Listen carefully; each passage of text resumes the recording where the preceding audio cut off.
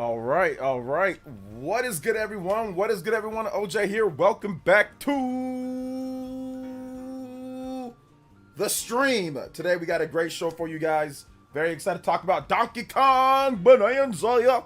Bananzas. Got more information that came out and some weird armchair developer takes. So we're going to discuss that and break it down and give you guys the truth.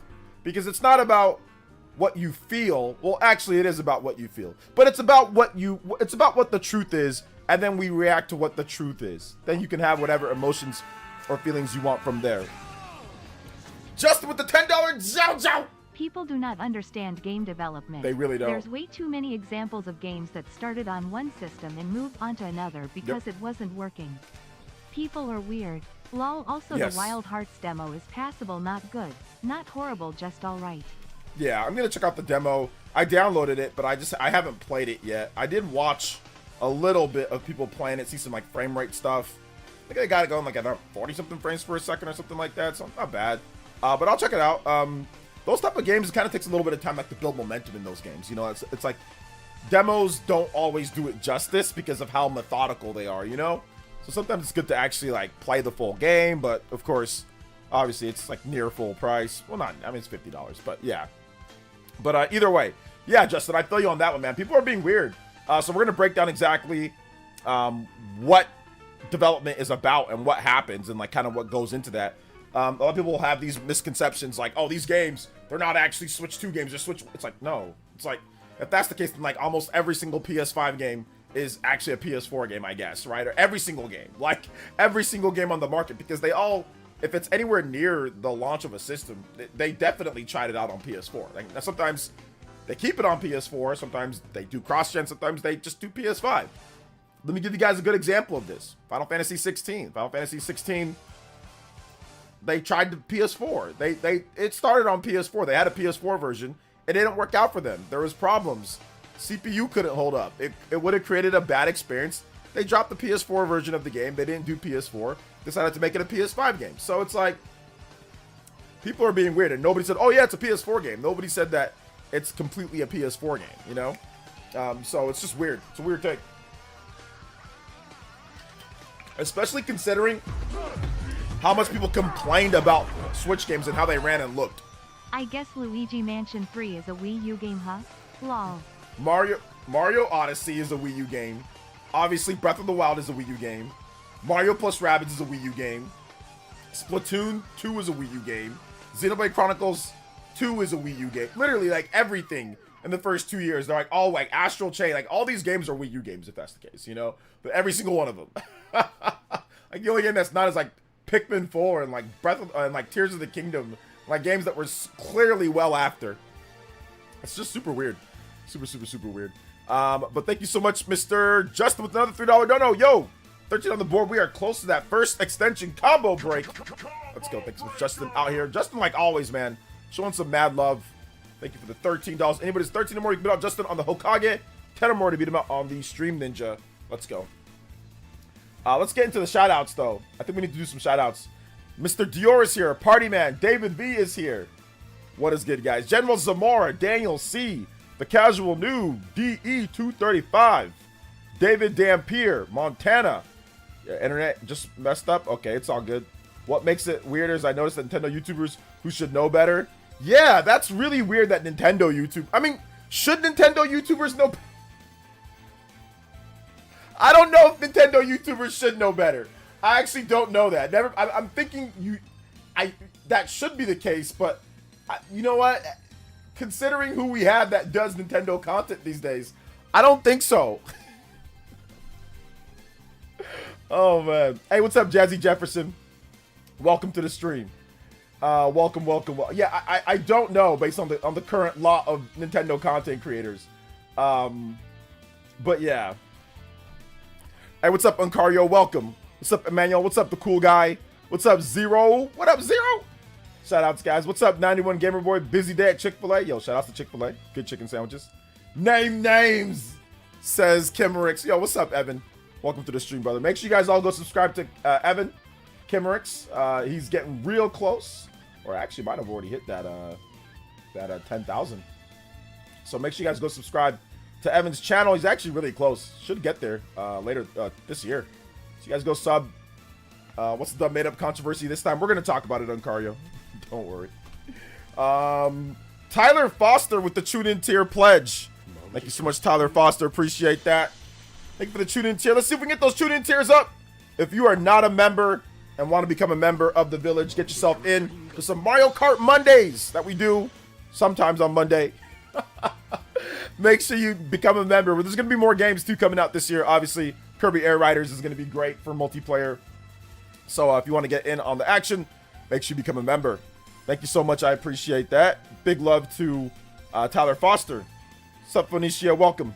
Nah, a bit ways off. Got to get more videos made. Brain needs to unrot. Yeah.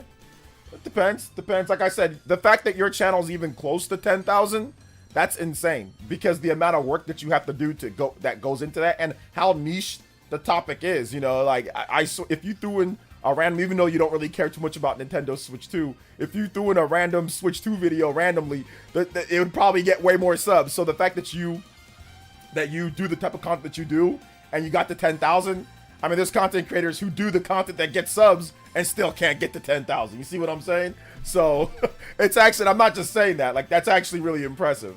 So let's see here. Shout outs though.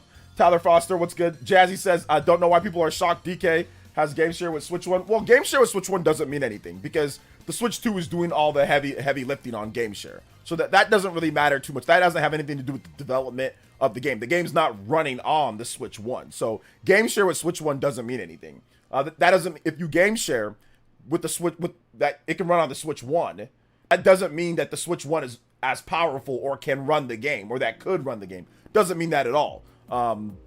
Because the Switch 2 is literally doing most, if not all, of the work for the most part. Based off of what Shinnon described, how they did game share with Fast Fusion. So essentially, the reason why I say this is weird, or armchair developers, is because you have people that are trying to sit there and say that, oh, well, we don't have any Switch 2 games because some of these games started development on Switch 1. That's the dumbest thing that I've ever heard. That doesn't mean the game's not a Switch 2 game. I will say Wild Hearts S is probably the best portable version. Just look up how it runs on the portable PCs, yikes. Okay, yeah, I'll definitely check that out. So that's a Justin. Thank you for another $3 dono. That does get us to 15 for the first combo break overclock. Appreciate that, man. Let's get that real quick notification. Overclock Buster! Appreciate that. 15 minutes extended. Next one up at 30 on the board. Let's see if we can get to 30 on the combo breaker. Get that 30-minute extension. But yeah, man, like, the thing about it is that Switch 1, we all saw the problems with Switch 1 games. People talk about, oh, well, they're not using the full power of the Switch 2 yet and blah, blah, blah. It's like, yes and no. That's what we said about Switch 1. And how many games look better than Breath of the Wild and Super Mario Odyssey? Like, not many. Super Mario Odyssey is still one of the best looking games on the platform. So it's not like they had so much more experience to where they could make all these way better graphically intense games than Super Mario Odyssey. At this point, with how experienced the developers are, same thing goes with PS5. How many games look better than Demon Souls? And Demon Souls is a PS3 remake. How many single-player games legitimately look better than the Demon Souls remake on PS5? That was a 2020 game. There's not a ton of games that look considerably better. You have law of diminishing returns, one, and then two, you also have just the fact that a lot of these developers know what they're doing from the beginning when it comes to taking advantage of a system. It does not take them 5 or 6 years to understand the graphics like they used to, or whatever, like on like going from the Super Nintendo to the N64 world's brand new 3D technology. Whoa! Or even from N64 to like or PS1 to PS2. You know, they're just using PC. It's just everything's like x86 for like the third-party games, right? Everything's like ARM, right? ARMC, like they've already developed on this stuff. They don't have to sit there and learn over the course. I mean, yeah, I'm sure there's like some little tricks, things here and there, but it's not like it was. People are trying to relate it like to like it was like with the N64 or like with the GameCube or the PS2, where you're working with very weird, different types of architectures every single time. They're just using the same stuff over and over again. They're just using like PS4, PS5, the PS6, Xbox One, Xbox Series. It's just PC-like things in a box. Nintendo, they already know. They used Nvidia before. They're using Nvidia again. It's not like there's gonna be some type of massive revelation, you know, Pinky in the brain, or some type of Professor X revelation 3 years from now with Switch 2 hardware where they can all of a sudden make a game that looks 10 times better than Donkey Kong Bonanza. That's not happening unless you want the game to run at 2 frames per second. You know, so people are being really, really, really weird right now when it comes to the development atmosphere and stuff like that. This game, Donkey Kong Bonanza, it looks good. Obviously, they're targeting 60 FPS. I think that's what Nintendo's going to try to target. They're not going to do, like, you know, with Switch 1, they had a lot of 30 FPS games or a lot of games that ran at sub 720p or 540p. They're actually trying to get their games at least up to 1080p, so you can play that in portable mode 1080p or at least some type of dynamic 1080p. Dock mode, they're trying to get, you know, 1440p. Some of the games are even up to, you know, 4K for some of them. Obviously, Switch 1 games brought back on Switch 2. So, like, this whole thing with the whole situation, like, oh man, it's a Switch 1 game. We haven't had any Switch. It's like, no. If this Donkey Kong Bonanza was on Switch 1, it would have probably ran like complete trash. And then everyone would be saying, why didn't they just make this a Switch 2 game? That's exactly what would have happened. So I don't want to hear anything about it's a Switch 1 game. No. We saw what people said about Switch 1 games and the resolution and frame rates. It was funny seeing you arguing with that one guy on X about it. And he tried to use a compressed YouTube image to try to make his point. Yeah. Wow. Yeah, he used the compressed YouTube image to try to make his point. He did, and it was stupid. And so I gave him direct shots. Oh, those are all close. I gave him shots where it's far back. Oh, well, there's empty. I'm like, dude, what the hell? Nobody said the game was empty. You're the first person to say that the game is empty. Like, shut up. Like, he's just twisting and turning and squirming in order to try to make his point, and he sounds like a complete buffoon. So we got these armchair developers that, and then he just completely fabricates development times. Oh, well, it was 70% a Switch 1 game, and then they made it into a Switch 2. I'm like, where did you get those numbers from? Nobody said anything about that. People just making stuff up. You know, it's just randomly making things up for fun. So it's just kind of weird, man. It's just super weird. People are acting super weird. All right, let me get this right here. I think we're at 20 on the combo board. All right, 10 combos away from 10 combos away from a 30-minute extension. Appreciate that, guys. What's up, Rajib? Welcome. What is up, Shane? Welcome to the stream. What's up? Shout outs, man. Most likely get Ghost of Yotei. Looking forward to Donkey Kong Bonanza as well. Yes, sir, Ghost Fixer. Some people say Ghost of Yotei looks like a PS4 game, and people don't understand. People are saying, yes, Ghost of Yotei looks like it doesn't blow them away. I'm not sure what people are expecting. Were they expecting way better graphics for Ghost of Yotei? I don't know why you are. The game completely pushed the limits of the PlayStation 4 in 30 FPS. Okay, in 30 FPS. They got the game running in 60 FPS, and it looks a little bit better. And it looks better. It's an open world game, though. It's a massive open world game. You're going to want that fidelity. I mean, like, they were aiming for 60 FPS game. They're not a massive team. Sucker Punch does not have 17 years to make the game. They don't have GTA level time to make the game. They made the game in a decent amount of time. They made the game in about, what, 5 years? So what are people expecting, you know? Is there any hope for the Hunter x Hunter game, or is it not looking too hot still? There's no hope. There's no hope for the Hunter game. There's no hope, Justin. Thank you for the multiple donos, Justin. I appreciate that. Y'all letting Justin run away with this here. Justin out here with 22 on the board. Thank you so much, Justin. Appreciate that. And with there's 22 or more, you beat out Justin on the board. Hokage 10 for the Stream Ninja.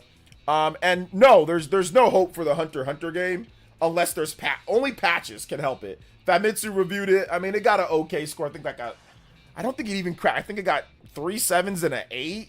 So we're looking at a 29 out of 40. I mean, it's okay, but it's not looking like incredible. It's looking like buy on sale. You know what I'm saying? Like, that's what it's looking like to me. So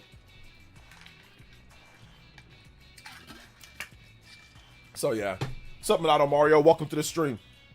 Now those people got to go back and play Ghost of Tsushima on PS4, played on PS5 Pro. Big ass difference. PS4 version definitely had areas where you can tell the devs downgraded stuff. That's what I'm saying, Jack. Because what do people expect? Do they really expect the game to look 10 times better than the PS4 version of the game? It's going to be better looking, but it's not going to be too much better looking. It's just going to be better looking, but it's not going to blow you away because of the law of diminishing returns. The law of diminishing returns is factual, no matter what anybody wants to sit there and say. Now, it's subjective based off from person to person. Someone could think that it is, but it's objectively a fact that as time goes on, the graphics in terms of things are going to get less and less impressive from one system to another. Now, if you compare, let's say the PS10 to the PS4. Now maybe that might be a big enough distance, right? Whenever the PS10 comes out. Hopefully we're all still alive when the PS10 comes out. But a PS4 to PS5, if you want to keep 60 FPS, you want to still have a big open world, you want to have an actual development time period that doesn't take 13 years. Yeah, you want GTA graphics? Sure. You can get GTA graphics in 13 years. You know what I'm saying? For an open world game? Sure. But that's going to take forever. They're not going to sell enough copies for them to cover that development cost. The game was made in 5 years. If GTA was made in 5 years, it would not look the way that it looks. I can guarantee you GTA 5 would look nothing like it looks if they had to bang one out in 5 years. Remember GTA San Andreas? And then how about the graphics from GTA San Andreas to GTA Vice City? How about from GTA Vice City to the what was the last one? GTA Vice City to GTA 3 to GTA Vice City to GTA San Andreas. Yes, they got better, but even if you go from, like, let's just say GTA 4 to GTA 5, it wasn't like a massive jump in graphics from GTA 4 to GTA 5 on the same system. Or even, you know, it really wasn't. Like, to me at least, it wasn't a super massive jump. And, like, once again, law of diminishing returns. There's gonna be there's gonna be like a certain level that the graphics are gonna look like a certain, like, the way that it looks, and it's not gonna get considerably better when it comes down to it. They're gonna improve it in the areas that it's weak, but then they're gonna make sure that they try to keep it for stability. You know. What's up, Eye of Thundera? Welcome to the stream. Let's see here. Just wait for Digital Foundry to do comparison. World of Difference. Listen, I know, but what I'm saying, Jack, here's what I'm saying. I'm not disagreeing with you. I'm not the one that's saying Ghost of Yotei looks bad. Some people are just saying that they're not blown away. Okay, that's fine. It has the same art style. It has the same, they're using the same engine. You're not supposed to be, in my opinion, you're not supposed to be blown away, especially when they already released a 60 FPS higher resolution. They released the PS5 version of Ghost of Did you know that Tsushima. if the Pro Controller is rumbling too long, the Switch 2 turns the rumble off? Yes, I found do. this out playing Cyberpunk. I saw like an article or something on it, Justin, to where it will turn it off if you're playing it for too long or something like that. So yeah, I did not know that. I've never experienced it myself, though. I haven't experienced it, and Guardians of Izuma uses it a lot, so I haven't experienced it. Thank you so much, Justin, once again. Justin dominating the board here, dominating the board like Nintendo Switch 2 in Japan, dominating the board. So yeah, man, let's go. Thank you so much, man. Appreciate the big $3 dono. Justin out here. 4 more combos, guys. We got a 30-minute extension. Let's go. Let's hit the platinums tonight. Thank you guys so much for your support. What's up, Rosen? Welcome to the stream. Metaphor Fantasio is a bot from the jump. Many thanks. Hey, no problem, Rosen. You see, you come here, we give you guys actually good advice when it comes down to it. Metaphor, it's got that sauce. It's just different enough to make you feel special inside. You know what I'm saying? Like, so, yeah, it's really good. I've seen people say that they want to get a glow up like Death Stranding 2. The glow up like Death Stranding 2. Death Stranding 2, like, I understand what people are trying to say, but Death Stranding 2 legitimately is empty as hell and has barely any NPCs. Like, let's just keep it a buck, right? I'm not saying that it's a bad game, but literally it's just a bunch of empty places with certain camps with something. Like Death Stranding 2, it focuses on certain areas, you know, that makes it look really good, and that's fine. But I think Ghost of Yotei has a bit more going on when it comes to the open world than Death Stranding 2, from what I'm seeing, you know. What's up, DeAndre? Thank you for the $2.20. Appreciate that. Let's get what you got to say here. Let's see. I did not know people were complaining about Ghost of Yotei's graphics. I was watching the state of play today and just excited about how much fun the gameplay will be. And not once did the graphics come to mind. I'm just trying to have fun. I think, once again, it's because people played Ghost of Yotei on the PS5 already. Sony released a remastered version of Ghost of Yotei. Not only did they release a 60 FPS update, then they released a PS5 version of the game. So I think that kind of, you know, it kind of hit people first and foremost. Like, oh, well, we got a better version of the game that already, graphics look better on the PS5. Yes, Ghost of Yotei is going to look better than the PS5 version, specifically of Ghost of Tsushima. But I think some people just got kind of like, oh, well, I've seen this graphics now. The original release, the 60 FPS update, frame rate, or resolution update, plus Ghost of Tsushima, now this. So within a 5-year period, there's been 4 releases of that same like engine game, right? Or 4 separate things to it. So I think that's really what's going on right there, you know? But like I said before, from what I saw with Ghost of Yotei, if you can make the frame rate worse. You know, you can do other things, and sure, you can make if you want it to focus on that, but they focused on fidelity and making sure that the game looks good in more areas and all of that. So there's nothing wrong with the graphics in Ghost of Yotei. They look just fine, in my opinion. So yeah. See, Death Stranding 2 doesn't look that much different. Death Stranding 2 has obviously the same engine, but the graphics in the game are much like the detail in the characters' faces. That's what people are talking about. They're talking about the detail in the characters' faces is definitely improved over the PS4 release. Now, I think that there's a PS5 release of the game, but just over that same PS4 release. Yo, what's up, Simeon Coin with the $10 dono? You know what time it is. It's time for the Simeon Coin. Yo, thank you for the big 10. Tying up Justin for the stream. That's a two-way tie. See if anybody can break that with 10 or more, or tie it up.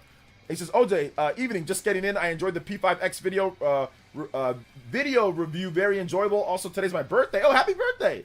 And I didn't feel like leaving the house. Oh, that's fine. Stay in the house on your birthday. Music request is SMT Devil Survivor 2 Heroes Have No Fear. Yes, I got you. Thank you so much for the $10 dono. Happy birthday to Simeon Coin, one of the nice Twitch Elite Ninja. I'm working on getting Twitch back, Simeon Coin. So I'm working on that. Just trying to find a multi-stream site that will actually not mess up my frame rate when I stream. So I'm working on that. So thank you so much, Simeon Coin. I appreciate it. I'll get your music in just a bit. And yeah, man, like, shout outs to Sega, dude. Sega believes in my channel. Sega believes in this channel. They really they really enjoyed my Yakuza video. That video is getting more views now. So, and notice how Yakuza all of a sudden got to jump into the top 15. I'm not saying that my 8,000 view video did that, but hey, I know a number of you guys that said, hey, I'm gonna check out Yakuza 0 after my video. So I'm just saying, hey, look, I'm just saying, Atlas. I'm just saying. It kind of seems like it was a bit. I'm not sure if that was a coincidence, you know, that my video drops and all of a sudden, it gets into the top sales on the eShop. Just saying. Shout out to Simeon Coin. Thank you for the $10 dono, man. I appreciate that. Let's go. 38 on the board. We have unlocked another 30 minutes. Let go. Overclock Buster. Thank you so much, man. I appreciate that. Thank you for the overclock. I don't think the sound worked on that one, but that's okay. We hit you with the combo breaker. All right, let's see here. Let's get this music though. We've got SMT Devil Survivor 2 Heroes Have No Fear. All right, shout outs, man. What's up, John Morales? Big love. Do you think another Bravely Default is more likely or another Octopath? I think Bravely Default would come first before Octopath. Yeah, I think that would be the order. Let's see. Let's see here. Hey, what's up? Shout outs to Warfare. Shout outs to Epic Globster. Shout outs to Sidious. What's up, Sidious? Rob, Sonic Slim. Yo, Rax the Great. What's up, Big Rax? Big Rax in the house. What's good, baby? What's up, Mr. Davis? What's up, David Owens? Ghost Fixer. What's good, guys? Cold K. What's good, Uncario? What is good? And Justin with the... Hey, 1992 Kirby! How much for a birthday stream? I always wanted to play the multiplayer in Kirby in the Amazing Mirror, but never could growing up. Okay. Yeah, that's maybe something that we need to do. Something that we need to do out there. Let's do it. At some point. Let's try it at least. And also, flipping the switch with the $10. Zow. Just got back from vacay. Nice. DK Bananza looks extraordinary. Looks good. Can't believe I am this pumped for a 3D platformer, but adored Odyssey, so maybe not that strange. Yeah. It's heartbreaking that Yakuza 0 chose the keycard. Yeah. Switch 1 Yakuza also lacks a physical. Switch 1. Oh, Yakuza Kiwami. That actually just got a physical. If you're talking about the Kiwami game, Kiwami just got a physical from, I forgot who's doing it, but I think another company's doing that. So I think Kiwami is physical now, or they're going to get a physical of that game. I think. Shout out to flipping the switch, though. Yes, I mean, Donkey Kong Bonanza looks incredible. Thank you for the $10 dono. We are out here. We had just hit the 60 on there. So you know we're gonna get that hour extension. We just got to get our first platinum at 100, obviously 150. Then we get the bonus stream going. Thank you guys so much for your support. I appreciate the combos, guys. Thank you for the combos. Yeah, man, I appreciate you guys. Let's go. We're going Even further than beyond tonight. Yesterday we actually had a pretty crazy night. So let's keep the questions coming. Let's keep the hype going. And I appreciate you guys coming through to the stream. Shout out to Flipping the Switch, big homie. Thank you so much, man. Appreciate you. Man, those Japanese sales charts are something else. Japan alone will probably keep the Switch alive long enough to pass the PS2. Yeah, I mean, it's really looking like the Switch 1 is probably going to keep selling for the next, I would say, 2 to 3 years. Like, I think that, and if Nintendo ever decides to just do, let's say like they decide to just do like a revamped small, like even like a Switch Lite OLED or something like that. I mean, I don't know. You never know, right?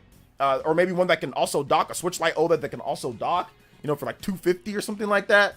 I can definitely see the Nintendo Switch 1 still just going and going. But yeah, I think the Switch 1 by itself in Japan is probably going to be still cracking 10K, anywhere between 8 to 10K every single month, even with the Nintendo Switch 2 out for the next couple of years. Like, so heck, the PS4 even still sells a little. I mean, not that much, but the PS4 sold for years after. So yeah, I think that the Nintendo Switch 1 is definitely going to keep going in Japan. Absolutely. Shout outs though. Thank you so much, Mr. Flipping the Switch. Appreciate that. Let's go. Don't know if the Fantasy Life is getting switched to. Yeah, I saw that. It was in a video that I made. I made a video on it. But yes, I already saw that. I pretty much see all the stuff like that. So, for the most part, let's see here. But yes, I saw it. Deported. I missed your super chat. Oh, okay, shout out to Deported Sicilian with the combo break super chat. Ghost of Yotei inspired by Samurai Champloo hype. Yes, sir. Thank you so much. Deported Sicilian. Sorry, I think you and Flipping the Switch came in like right at the same time. So sorry about that, man. Thank you for the $2 dono. Appreciate it. Let's go. Deported Sicilian with the support coming through. Astrobot 2 devs waiting to buy DK Bananza for research purposes. Listen, guys, you guys know I love Astrobot. I think Astrobot's a fantastic game, but DK looks like DK kind of dookies on it. I mean, let's just keep. It looks like DK kind of dookies on the game. It looks like that, man. It kind of looks like it. Looks like it. Not saying that it will. I'm just saying it looks like it dookies on it in terms of features, content, you know, story, like everything. Like it just looks like a dookies on it. You got power-ups, you got all different types of moves, you've got secret stages, you know, that have different like puzzles and stuff to them. You've got all sorts of stuff. The boss battles look crazy. You've got terrain destruction, you've got transformations. I mean, yeah, I'm just saying, like I said, I love Astrobot. I think it's great. But Donkey Kong Bonanza looks significantly better. It looks significantly more creative and inventive and better. It just does. And I'm not trying to just hate. I'm not hating. I love Astrobot. I almost 100% of the game, pretty much. Astrobot has the misfortune of being a PlayStation game. It's really good, though. It's really good, though. Astrobot's really good. Yak Diesel with the $20 dono, becoming the new Stream Ninja. Thank you for the $20. Says, I have a feeling DK Bonanza is gonna be all I hoped for in a modern 3D platformer, even surpassing the Great Mario Odyssey. Gonna keep Kleenex on standby for the tears I anticipate shedding. Yes, sir. I think that they definitely it's looking like it could surpass Mario Odyssey. It really is looking like that, based off the gameplay flow. But once again, we're gonna have to wait and see. Obviously, it's not quite there yet, but it's definitely looking pretty good so far. It's looking pretty good so far. Thank you so much to Mr. Yak Diesel. You get it, Yak. Please come back. Yo, thank you so much, man. I appreciate that. We got a wipeout here, boys and girls. We had a 3-way tie, but my man Yak Diesel came through and said, I'm Big Diesel. Shaquille O'Neal, baby. Hit us with the $19.99. Anybody does $19.99 or more, you can pass them up on the Stream Ninja board. Thank you so much. 95 on the combo board. We are going. Yo, let's go. Let's get to that 150 combo break. B Queen. What's up, B Queen? Penuccia, what's good, man? DK looks like it'll have a ton of replay value. It really does. It looks like it's going to have a lot of replay value and stuff like that. Sup, OJ? Really? Did you see Spawncast yet? It was pretty live. It was pretty cool live like that. Too bad you weren't there. Also, maybe next time. Yeah, maybe next time.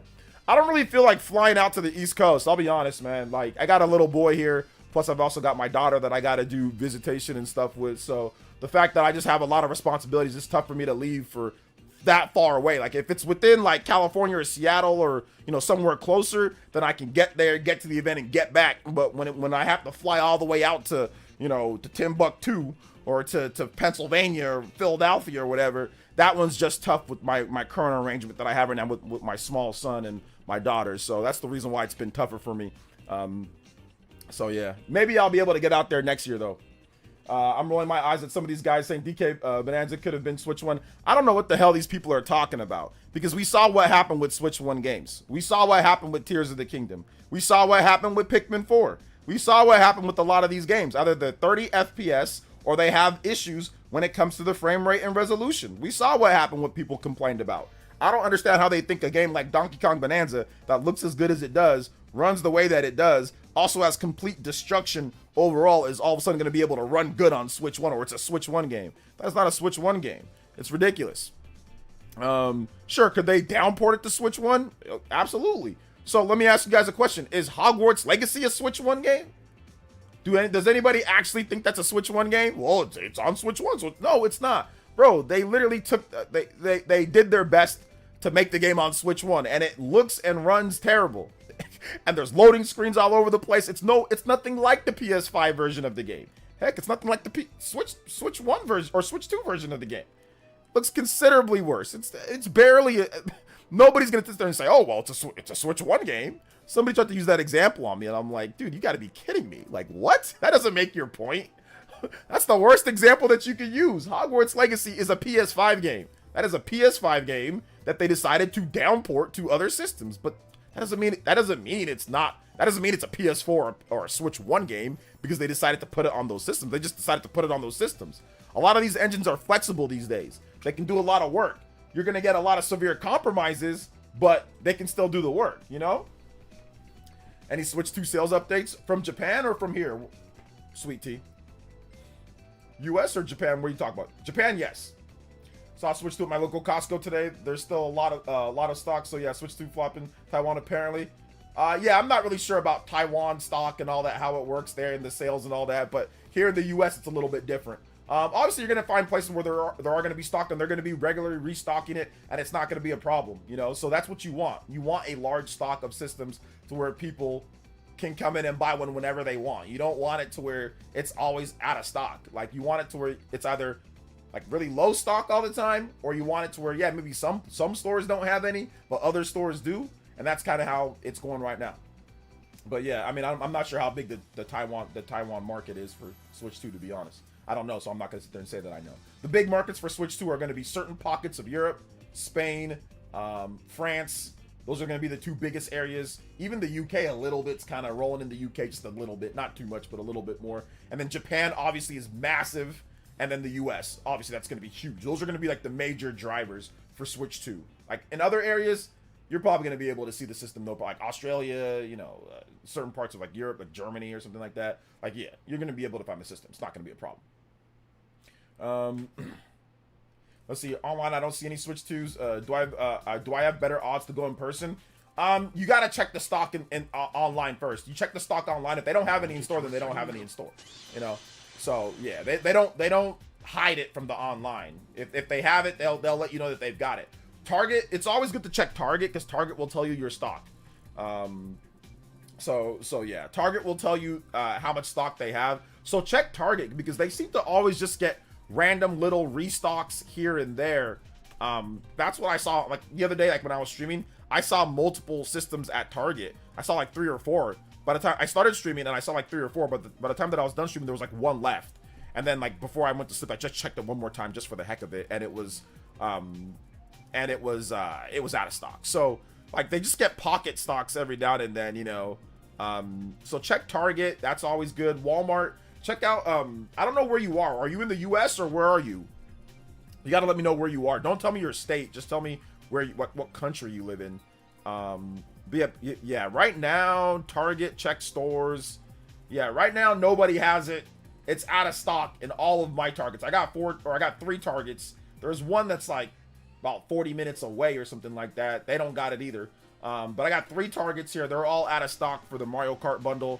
Check stores. They're all out of stock for the regular one. So where I live, though, I live in Central California. There's a lot more gamers here. So the Switch 2 is constantly being bought. Like, I actually see Nintendo Switch 2s out in public. I'm starting to see it out in public a little bit. Not a lot, but just a little bit. I'm starting to see a few people that have the Nintendo Switch 2. I always ask my daughter, I'm like, yo, like, does any of your friends have a Switch 2? She's starting to tell me that one of her friends got a Switch 2 and that some of her other friends are starting to hear about it and they're going to be getting one for Christmas. You know, they're 13 years old. So it's starting to start filling into like, okay, the big boys, the adults, the big girls and big boys bought it, and now it's filtering down to the kids. You know, now it's filtering down to the 15 and 13-year-olds. Now it's kind of getting there. That's what I was saying from the beginning. That it's going to be the adults that buy it, that have kids, right? That know what it is, because a lot of us that have kids that are in their teenage years, we grew up in the old school day. We know about it. You know what I'm saying? We know about that. You know, like the age of me and my brother, we're now in the age to where we're not, we don't know what's going on. We're now adults that have kids that are getting to teenage years. So that's what's happening. It's like filtering down, you know? Still trying to find a physical edition of Claire Obscure. Yes, sir. Try. Keep on going. Shout outs to Mike Sean Williams with the 15 months, man. Appreciate that. Says, yo, OJ, I'm in the mood today. Let's piss off some PlayStation fans because in my opinion, Donkey Kong Bonanza hands down blows Astro Ball out of the water. Like I said, I don't know if that's going to be the case. We got to still play the game, okay? We still got to play the game. I just got a Costco membership. I'm very happy that I got a Costco membership because Costco's great for diapers and wipes. I see people asking for the Switch 2 every time I'm in the electronics section at Walmart. Yeah, definitely. Like, Walmart's doing a good job. Nintendo's really going hard at Walmart. That's what I realized with Walmart. Nintendo's going super hard at Walmart because there's lots of foot traffic. So, like, the other day, I don't know if you guys saw it, but if you follow me on Twitter, I actually posted where Nintendo has ads at the checkout, like where it says, hey, Nintendo Switch 2 not available. But it's so funny because a lot of times when you go back there, there's no Nintendo Switch 2s there. So it's not, yeah, sure, it's available, but I mean, getting one right now. But they're just letting people know, hey, it's out. So just in case, like, you know, Christmas, whatever, you know, you can get it. So yeah. That's it with the $5 dono. Thank you so much, Vats. It says here to limit break today. Music request: Luigi's Mansion 2 Dark Moon. Yes, sir. Let's go, baby. Thank you so much, man. I appreciate that. Thank you for the $5 dono. Luigi's Mansion Dark Moon theme. All right. Thank you so much, man. Dark Moon theme. We're going to get that going. Shout outs. Thank you for the $5, Vats. And then also Simeon Coin with the $5. It says time to show off, OJ. Show out, OJ. My music request is Devil Survivor 2 Shudda. Shudda in the gutter. Yo, I got you, man. Thank you so much for the support, brother. I appreciate you. Simeon Coin showing out a little bit. We out here 108. You guys know what time it is. It's time for the limit break, homies. Yes, sir. Hey, what's up, the Great Wall? What's up, Rob Navarro? Welcome to the stream, brother. How you doing today? Yeah, my area's got tons of gamers, bro. We got, man, back when we had like midnight launches here were crazy, man. There would always be hella people out for like Madden and different, like Halo and different games. It was great. Shout out to Simeon Coin. Your music will be up next, right after this one. Let me get it queued up. Devil Survivor Shudder. We'll get that up next. I'm being sarcastic. Oh, yeah. I know that you're being sarcastic, man. I know that you're being sarcastic. It's all good. Comparing Astrobot and DK Bonanza isn't exactly fair. They're two different types of platformers. I personally prefer Astrobot's linear structure. Still excited for DK Bonanza, though. How is it not fair? Like, I don't understand how that's not fair. I mean, like, a platformer is a platformer, but I mean, I guess I kind of see what you're saying. I understand, like, the linear structure, but it's not even just the linear structure. It's the amount of things that you can do in the game, to me, in terms of Donkey Kong Bonanza. It's the amount of things that you can do. You can have a linear structure and have, like, more power-ups, for example, or have just a little bit, the design of Astrobot is good, but it just seems like there's a lot of, like, the bots don't actually do anything. Now, I did like the theme levels were really good. The theme levels were really good, but there were some power-ups, but there wasn't that many. And once again, Astrobot doesn't really have a really big toolkit. So it's not even about just being linear. It's also the toolkit wasn't that expansive when it comes down to it. So it's like he can spin jump, he can jump, and he can, glide with the rocket pack. I mean, that, and unless you have a power-up, he can do some other things. But his toolkit just for standard jumps and stuff was nowhere near as expansive as even like Mario 64 had a bigger toolkit. Mario can long jump, or even Galaxy. Mario can do all the same stuff in Galaxy, which is more of a linear structure. So Mario can do a backflip, he can do an aerial, he can do a long jump, he can do a triple jump, he can do a backflip ground pound. You see what I'm saying? Like, there's a lot more tools to be able to manipulate and jump, even in a linear structure Mario game. So that's really what I'm talking about. It's not even about open world versus linear. It's more about actual features and toolkit versus that. So I'm looking at Donkey Kong Bonanza and seeing the amount of things Donkey Kong can do between the transformations, between the different types of levels, between all the different stuff that he can break apart and kind of go from there. And it just seems like it's a bit more dynamic in his toolkit compared to Astrobot. Now, don't get me wrong, Astrobot's toolkit, the different punching things that he gets, the different power-ups, those are also really good as well. I'm just comparing, this is a really high level platformers that we're talking about here. This is the best of the best when it comes to platformers. So I'm nitpicking when it comes down to it. At the end of the day, Astrobot's fantastic. It's a very good game. It plays really well. And I can see why some people like it more than sandbox style games or anything. I'm just comparing it from someone who likes all those type of games, you know, who in generally just, I like sandbox platformers. I like, you know, I like Odyssey. I also like Galaxy. I like Astrobot. I also like more of the open-ended ones, right? So that's what I'm comparing it to, just that. Beat'em just leaked a direct for next week. He said it's right at the end of Nintendo podcast if you want to watch it. Yeah, I'll definitely check it out later for sure, Michael. I know Beat'em Ups originally said that there's going to be a Nintendo Direct this month. So I think it looks like he maybe got a bit more information. That'll be crazy if there's going to be one at the end of next week. I mean, Donkey Kong, but are they going to have it on Friday? Donkey Kong Bonanza comes out on Thursday. So are they going to have it mid-Wednesday? I mean, who knows when they're going to have it, right? So we'll see. We will see. But yeah, I still believe, I think that there's going to be a new direct sometime this month. We'll see what type of direct it is though. Devil Survivor 2 Shutter. Thank you for the support, guys. Remember, if you drop a dono, make sure you put your music request in that message, and I will get that. I'll get that music played for you. It's kind of like comparing Kirby Forgotten World and Mario Odyssey, or Crash and Spyro. Yeah, I mean, I can compare all those. I don't have a problem comparing all those. I know some people might, but I don't. I mean, I'll compare them. I'll definitely compare them, you know. Jeff L with the subscription, I appreciate that. But no, I see what Brian's trying to say though. I see what he's. But I mean, I was just talking about toolkit.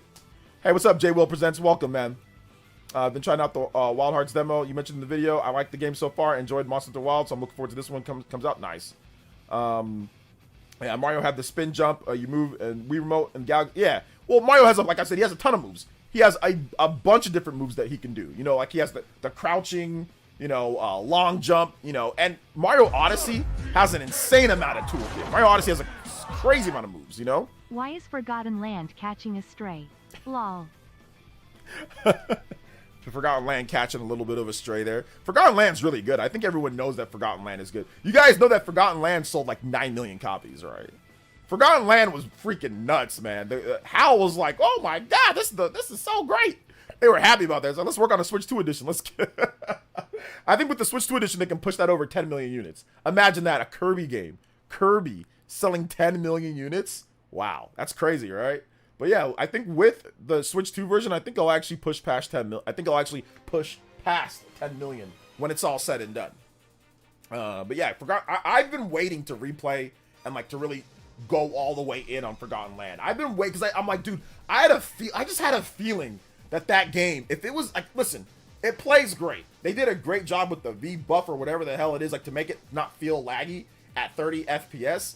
But Kirby and the Forgotten Land at 60 FPS. That's my really only big negative about the game. Like, my only big negative was the 30 FPS. That's it. That's the only big negative about the game. Outside of that, it's fantastic. It's so much fun, you know? So yeah. Let's see here. Those are close enough. You can, yeah, I mean, I'm not trying to say that they're like, oh my god, like, it's, like, they are different, right, Uncario? Like, they are, and Brian, like, I get Brian's point. Like, I don't think he's wrong, per se. You can, but I'm just comparing, like I said, as a platformer, just in general. We get so few big 3D platformers. I mean, almost nobody makes them, right? Nobody really wants to make 3D platformers in terms of like AAA or big style platformers anymore. So, you know, that's really what it comes down to. I prefer Galaxy over Astrobot. I would like 3D Mario moveset and the structure, something like Astrobot. Yeah, I mean, I think that obviously they're trying to create their own unique, you know, their own unique style and stuff like that with Astrobot. And I think that maybe with the next Astrobot game, the toolkit does kind of expand a little bit more, you know, over what we saw. So, see Kirby in the Forgotten Land, yes sir. All the tough levels, Nintendo really tests you every bit of Mario's arsenal and platform, and it really does. Mario Galaxy, like the 100% Mario Galaxy, is a very frustrating experience. Like it really is. Like Odyssey is even the most frustrating experience of all time. For like a Mario game, 100% Mario game, that is the most frustrating in terms of mainline Mario games. It's between like Sunshine and like Mario Odyssey. Those two games will make you like tear out your hair almost, you know.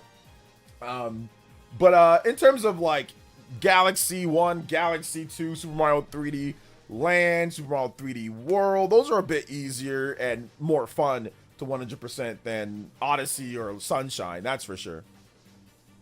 So yeah. This is, why are we even arguing this? Astrobot is Game of the Year winner. No Mario game is one Game of the Year. At the awards, the winner is clear. See, like that. First of all, we're not arguing this. It's video game discussion, so nobody's arguing. But it's stupid to sit there and say that it won Game of the Year and no Mario game is one Game of the Year, so therefore it's a better game. That's dumb, because Mario Odyssey didn't go up against Astrobot for Game of the Year. It never went head to head.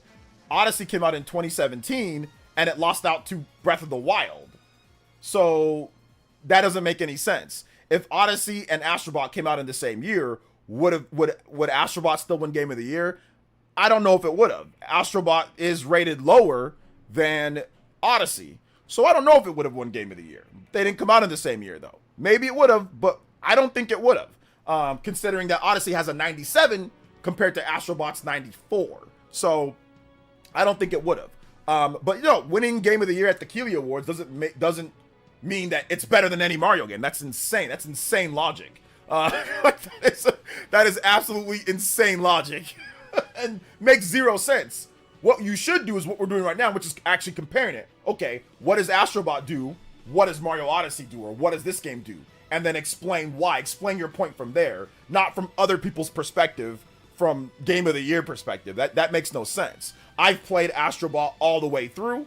I've played Mario Odyssey all the way through. And I'm telling you what Mario Odyssey does from a toolkit perspective better than Astrobot. That's all I'm saying. That's all. And even from Mario Galaxy, from a toolkit perspective. Now, obviously, there's controls. There's other things that Astrobot does better, in my opinion, as well. Like, there are things that Astrobot definitely does better. But overall, if I had to look at it in terms of content, in terms of the gameplay, the toolkit, I'd give the nod to Mario Galaxy. That's what I'd give the nod to. I'd give the nod to Odyssey, just in my own personal opinion, because those are made by people that are a little bit more experienced with platformers, and a little bit more experienced with how platformers operate. Astrobot is a really good, you know, very good first console title. That's not like a tech demo or a VR game. Very good first one, but it's not quite up to the level of what we've seen with Mario Galaxy or Mario Odyssey. But doesn't mean it can't get there. Doesn't mean it can't be incredible in the future, like better in the future. But for right now, I'd have to give the nod. Justin with the $3 dono. Thank you so much, Justin with the $3 dono.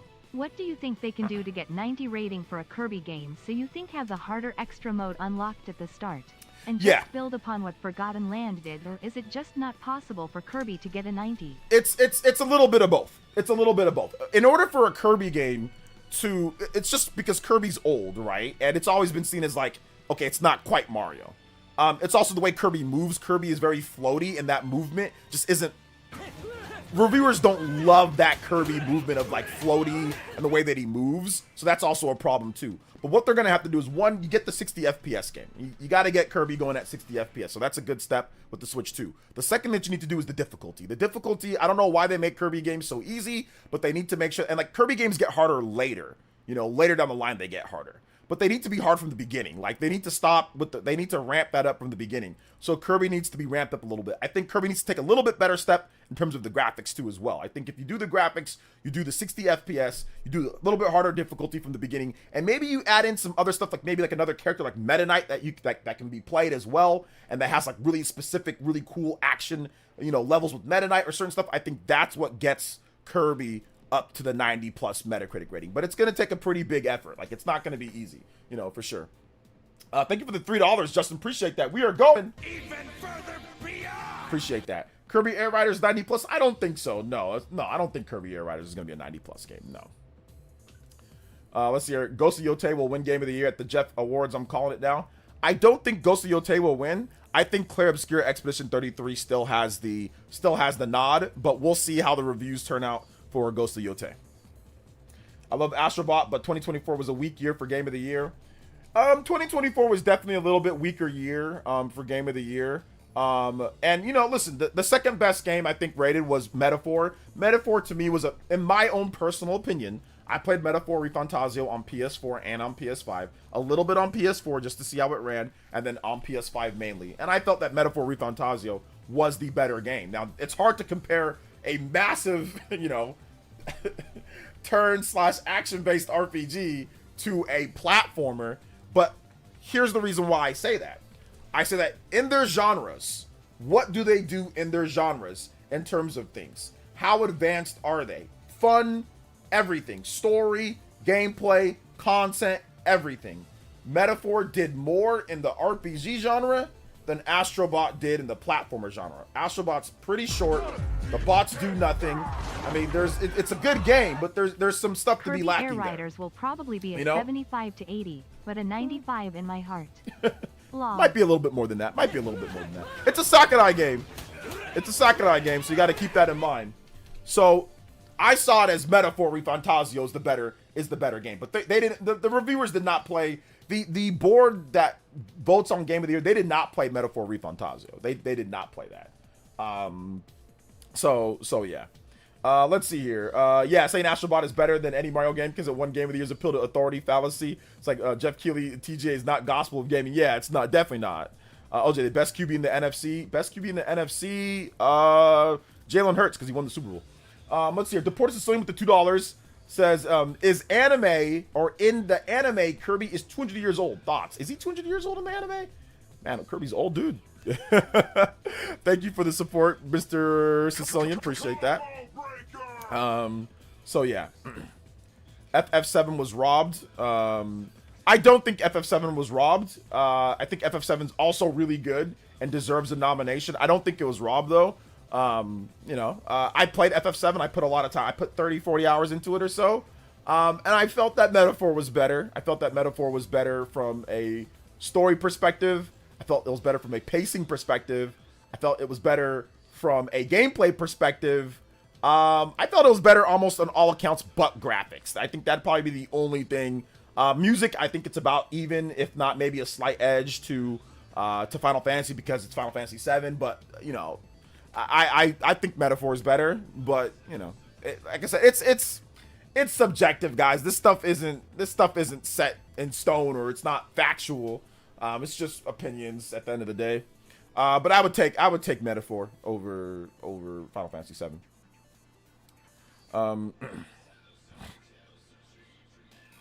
Let's see here. Should I get DK Bananza digital or physical?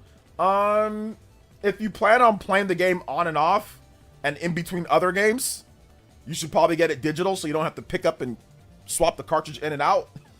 That's how I'd say buy digital or physical. Like if you're going to be playing other games in between it, then buy the game digital so you don't have to worry about that.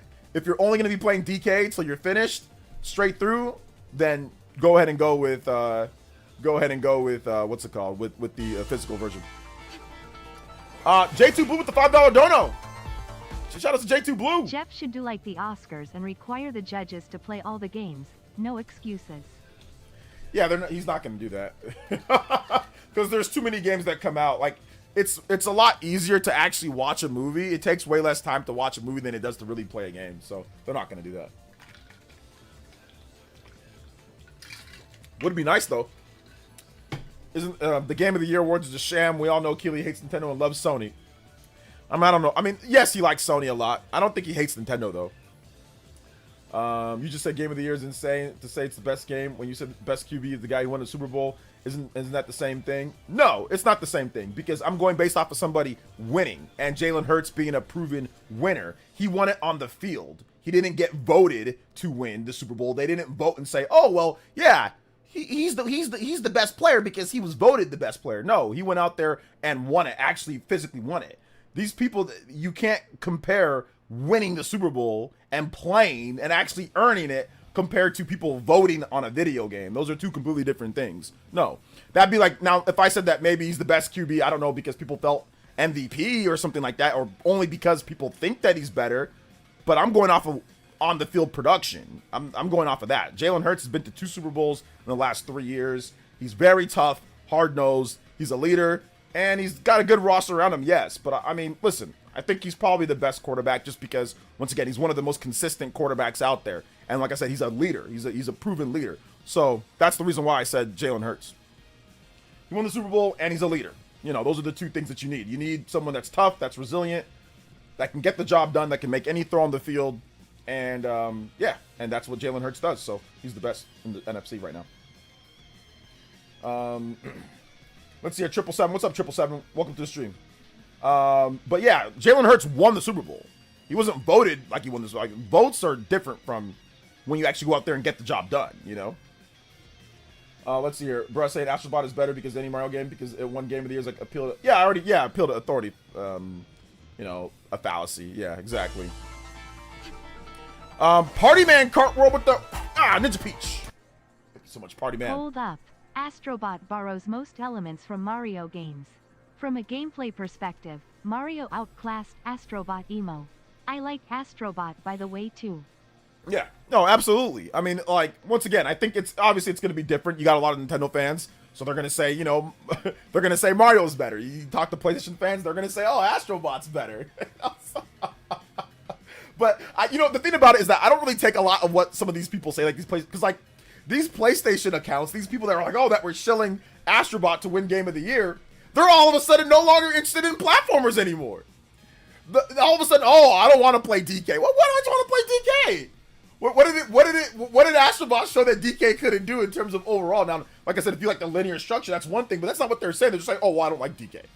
Well, why don't you like DK? It looks like a pretty cool platformer. There's a lot of cool stuff. What happened there? So that's the only thing that I'll say there. You got a lot of these fake people out there that only liked it because it was on PlayStation. If Donkey Kong Bonanza was on PlayStation, these guys would be talking about how great the game looks.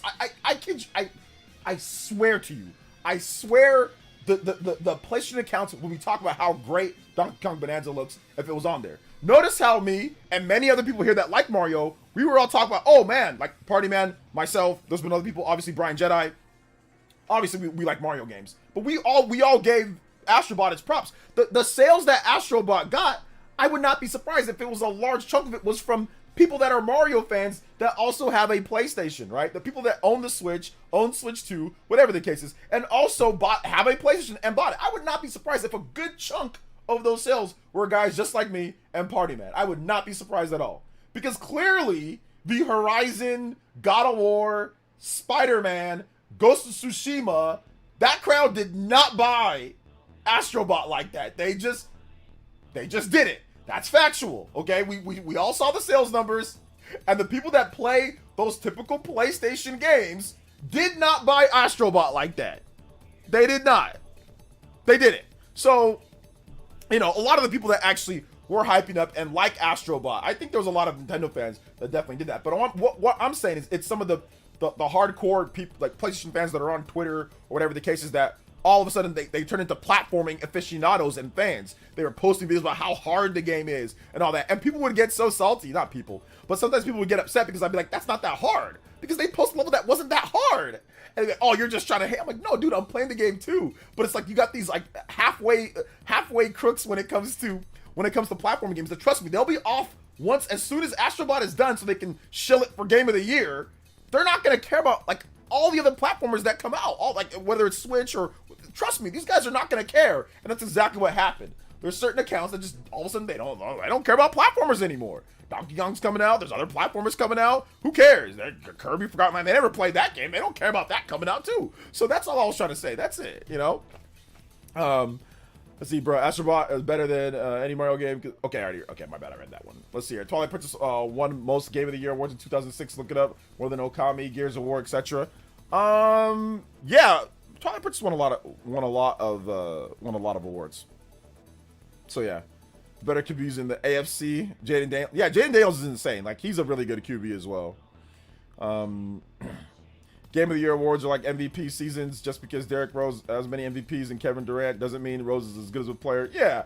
Like, I mean, you can win MVP. Or if you win MVP, I guess can you be the best player in the league? I mean, maybe. Maybe not. I mean, let's just be real here. Like, maybe not. Like, there's guys that have won MVP, and they might not actually be the best player in the league, you know? Sometimes it is, sometimes it isn't. It's just dependent on certain scenarios or situations, you know? I mean, like when Steve Nash won MVP, he won it twice. Was Steve Nash the best player in the league? I don't think Steve Nash was the best player in the league, but Steve Nash was the most valuable player to his team in terms of making everything go. I'm pretty sure Kobe was the best player in the league at that point still. Like, Kobe was the best player in the league in that, what was it, the 2005 or 2006? I forgot exactly what year, those years it was. But Kobe was probably still the best player, and he did not win MVP. I think Kobe only won one MVP. There was definitely times where Kobe was the best player in the league, and he did not win MVP. So it's like I said, it's one of those things where it's not always, you know, the same exact thing there, you know? Jordan got snubbed multiple times. I mean, Jordan only won, what, 5 MVPs? Jordan should have won, by my count, Jordan should have won about 9 MVPs. Jordan should have won about 9. He should have won 6 in each of those 3 MVP, or each of those years that he won the title. He should have won MVP every one of those years, and then he got some in the 80s as well. So by my count, yeah, he probably should have won about 3 in the 80s and 6 in the 90s. So I'm going to go, he should have won about 9 MVPs. That's what I'd say for Jordan. He should have won about 9. But he won, I think he won 5, if I'm not correct. But he should have won 9. But once again, what do I know? I'm not a basketball savant, you know? Nash stole 2 MVPs from Kobe. Dude had an all-star team. Kobe had Smush Parker. Yeah. But once again, the MVP does not mean the MVP of the league does not mean the best player in the league. It does not mean the best player in the league. It means the most valuable to your team. There's 2 things. There's a criteria that you need to be MVP. You need to have great numbers, and your team needs to win. If your team wins a lot and you have good numbers, you have a better chance at winning MVP than someone who has great numbers and their team doesn't win.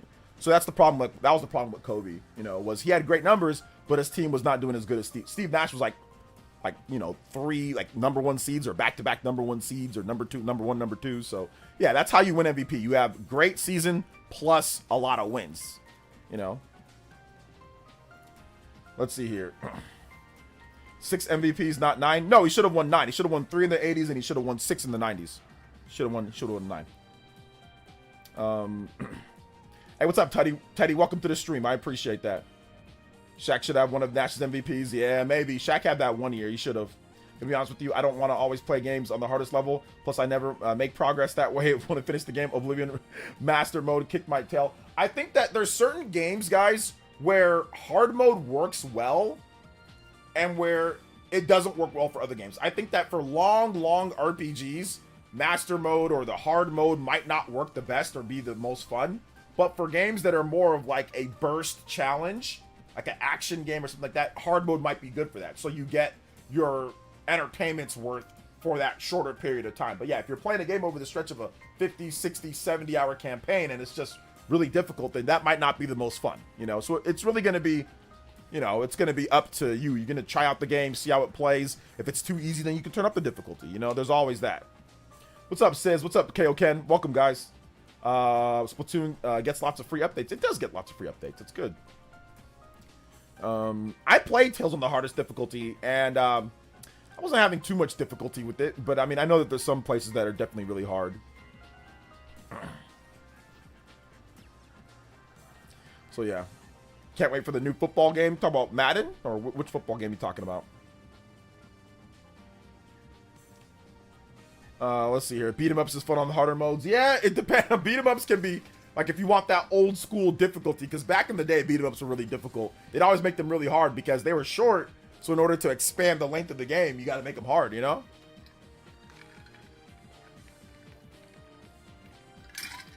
Excuse me. Madden for Switch 2. Yeah, Madden for Switch 2's coming. That's great. Madden's looking good for Switch 2, or at least I hope it looks good. But it seems like it's going to have feature parity. It's got a pretty large file size. So it looks like it's going to turn out pretty good for Madden. on the Switch 2, which is definitely exciting. Very, very, very exciting overall when it comes down to it. So, exciting not because I love Madden, because I don't, but just exciting because it's finally getting back to where Nintendo fans can maybe get some of those games, right? Like having NBA 2K feature parity, WWE 2K feature parity, Madden feature parity. I mean, these games sell millions of copies on other platforms. So you got to have those games. Like, so if you're someone who you're looking to play, you know, you want to be able to play games, and you say, okay, well, should I get the Switch 2? It's like, yeah, sure, the first party games are what you buy it for, but like, oh, can I play Madden on there? I can. Can I play NBA? Like, these are like the guilty pleasure type games for people. Like, they just like to boot up a game, play Madden, or boot up a game, play some my NBA 2K, you know, put themselves in like, you know, just do whatever, right? Just have some fun. Or WWE and just like, you know, just wrestle with your favorite wrestlers, whatever. These are the type of stuff that was missing on the Switch 1 outside of NBA 2K, but I mean, you got like the last gen version of NBA 2K, right? So the fact that we're actually getting some feature parity, obviously the graphics won't look exactly like, it won't be as good as PS5, but it's going to be a lot closer in terms of the gap between like, let's say Switch and PS4, PS5 compared to what we had like with NBA 2K with this new one. So for me, at least, I think that that's definitely it's a positive. It's a good thing that we're seeing some of those games coming out. You know, even if I'm not into those games as much. Shout out to everybody that's here though. Appreciate you. 200 plus people here. Let's go. We're going. Even further beyond. Hey yo, 131 on the combo board. We are close to that 150 platinum and a half. Yo, we out here. Thank you guys so much for the support. I appreciate that. Yeah, this is a full canister of water. This canister makes the water taste so great. Keeps it cool, keeps it nice for my whole stream, because you know I stream for like 3 hours, so it keeps it nice and cool for the whole 3 hours. And yeah, it's premium filtered. Love it. Good stuff. Good stuff. You have a Switch 2? Of course I have a Switch 2. Of course I do. Zelda's Master Quests are good because they force you to adjust the tactics. Games like Dark Souls just rely on HP sponge mechanics and cheap proximity damage over time. I mean, there's all different types of ways, Aries. That's a good point in terms of just like you talking about the different types of difficulty, right? There's different types of ways to do difficulty, right? It's not all just the same thing. There are some people that like bullet sponge, right? Or damage sponge stuff, because that tests your endurance and your patience. So that's a form of difficulty, right? That is a form of difficulty. Testing your endurance is a form of difficulty. Then there's other stuff where they switch things around. They test your mental difficulty, right? Like the puzzles, how difficult are they? So there's all different types of ways to get difficulty in a game, you know? So yeah. Do my kids have Switch 2? No, my kids do not have Switch 2. No. My son is not quite old enough yet. My daughter, she just likes Roblox and stuff like that. So, no. My problem with higher difficulties, they usually just give enemies more HP. I didn't like the regeneration in Breath of the Wild Master Mode. Yeah, I saw that when I played Breath of the Wild Master Mode. The regeneration is wild. It's definitely kind of crazy. I'm going to try to find a way to get around that, though. We'll see. I just started up Master Mode on Breath of the Wild, like on Switch 2, so we'll see how that works out for me. I like playing on easy and all games of effort. I mean, listen, not all games are great that way. There definitely needs to be some resistance in order to make a game better.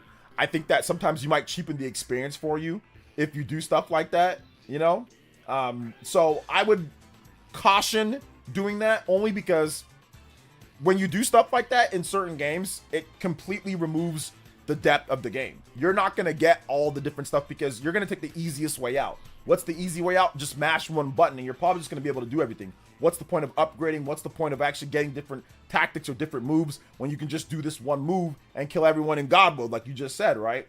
And that's fine if that's the way that you want to play, but I would caution against doing that because you are going to lose out on some of the depth that games have to offer, like for a more enriching experience, if you can simply just beat everybody in one hit. I mean, that's not necessarily great for every single type of game, you know? Or if enemies just stand still and let you beat the crap out of them, that's not really engaging. But hey, like I said, it's up to you. If you find games fun just by putting it on easy and mashing your way through everything, that's also fine too. But I will say that you might actually lose out on the experience, or games might not be as good. Let me give you guys a perfect example of this. I remember there was one guy that came to my stream. He was talking about how, oh, when does Fire Emblem Three Houses get good? I've just been playing the game and it's just boring. And I'm like, you're playing the game on easy, huh? And there was a long pause, and then he said, yeah, you caught me. And I'm like, Well, dude, it's a strategy RPG. If there's no strategy in the RPG, how fun is it going to be if you just move chess pieces and just body everyone? It's like, what if you were playing chess and every one of your pieces were a king, where they could move anywhere and destroy anything? Chess becomes no longer fun or no longer good. There has to be some level of strategy and difficulty in certain types of games. Otherwise, it cheapens the experience. Like chess, you gotta, you know, there's certain levels. Okay, the pawns can do this, the queen can do this, the the knight can do this, or the bishop can do this. That gives you strategy, difficulty. It adds layers and depth to the game to make it more engaging. So that's what I would say with the whole just put it on easy and run through games. It cheapens the experience for a lot of games. Now, like I said, if that's what you want to do, that's fine. But just be wary of that you might be getting a lesser or worse experience because of that, you know? Let's see here. Whatever. Every piece is a queen. Let's just say every piece can just take out everybody and can move anywhere on the board. That makes the game so much less fun because there's no strategy. There's no depth. It's just you just destroying everything in one go, you know? I did beat Mass Effect Trilogy on Insanity. 2 and 3 has some serious difficulty. I have beat it on Insanity multiple times. Although, I'll be honest, well, it's maybe because I'm good at the game now. I didn't have too much difficulty with them. Yeah, I got cooked a couple of times, but it didn't feel too bad overall. But I see what you're saying, though. I got cooked a few times for sure. But I've already beaten Mass Effect on Insanity multiple times. But Mass Effect is most fun on Insanity. That's when it's most fun. It's most fun on Insanity because you got to use all your teammates. You got to be doing your combinations. You got to be moving. You're going to get flanked. That's how you know you really feel like Commander Shepard in that game. On the easy mode, I've played it on easy just to see what happens. Literally, here's what the people do. They shoot like one bullet per every 15. Like, they just stand there. They just let you cap them. They literally do nothing. You can just... Mass Effect you can literally just stand there and you can just be getting shot and nothing happens. Your shields absorb everything. They do nothing. There's no strategy. It just becomes a shell of a game on the easiest difficulty. You know, now if you play on normal, that's good enough. They'll shoot back and all that. But Mass Effect truly is Mass Effect when you play on the harder to Insanity. Insanity's probably a little bit too hard for most people. Because of Mass Effect's it's a weird type of game, in terms of a shooter. But if you've played or if you like Mass Effect, I highly recommend playing on Insanity because that will get you to really use all your weapons, use all your stuff that you have, do the side quests, and then it becomes a more engaging experience, you know? But I would say the hard mode in Mass Effect is good enough. I would say that's good enough. Insanity is kind of wild because there's actually certain parts in Mass Effect 2 that you just might outright get stuck and you can't beat the game. Remember the part, Brian, where it's the collector trap where they trap Shepard in that one place and it goes, assuming control. Shepard, you are weak. He just starts talking, they start talking smack to Shepard in that one part and then like you're kind of going up in that elevator. That sequence kicks your butt. Even on like hard, that sequence does. So on Insanity, I'm pretty sure 95% of people that play the game will get frustrated and quit the game if they played on Insanity there. Because they might not have been doing the side quest to get high enough level. But yeah, that part sucks, man. Gosh, I got cooked so many times originally on the 360 version of that part. Yes, Astral Chain post-game is super hard, Juice Music. It really is. It really is. Hey, what's up, Elias? Welcome to the stream. I don't get how you beat SMT5 on hard. I get beat down on normal. Yeah. Okay, so the thing about SMT, yes, I beat SMT games on hard. I do beat them on the hardest difficulty. And the way I beat SMT games on the hardest difficulty is one, I play Atlas games, so I know what attacks each of the people learn. I already know them. I already know the weaknesses of a lot of the demons beforehand. So I already have that knowledge. It's like Pokemon, right? If you've played SMT4, you're going to know the weaknesses of the demons in SMT5. Like, unless the new ones, then you learn them. Okay, you know what it is. And then it tells you, after you've already gotten it, it tells you what their weaknesses are. So I just know SMT. I just know Persona and SMT. So the games are hard. Yes, I get cooked, but it's not as bad. SMT5 Vengeance, I didn't die that many times in SMT5 Vengeance because I had already played the game on hard and beat it.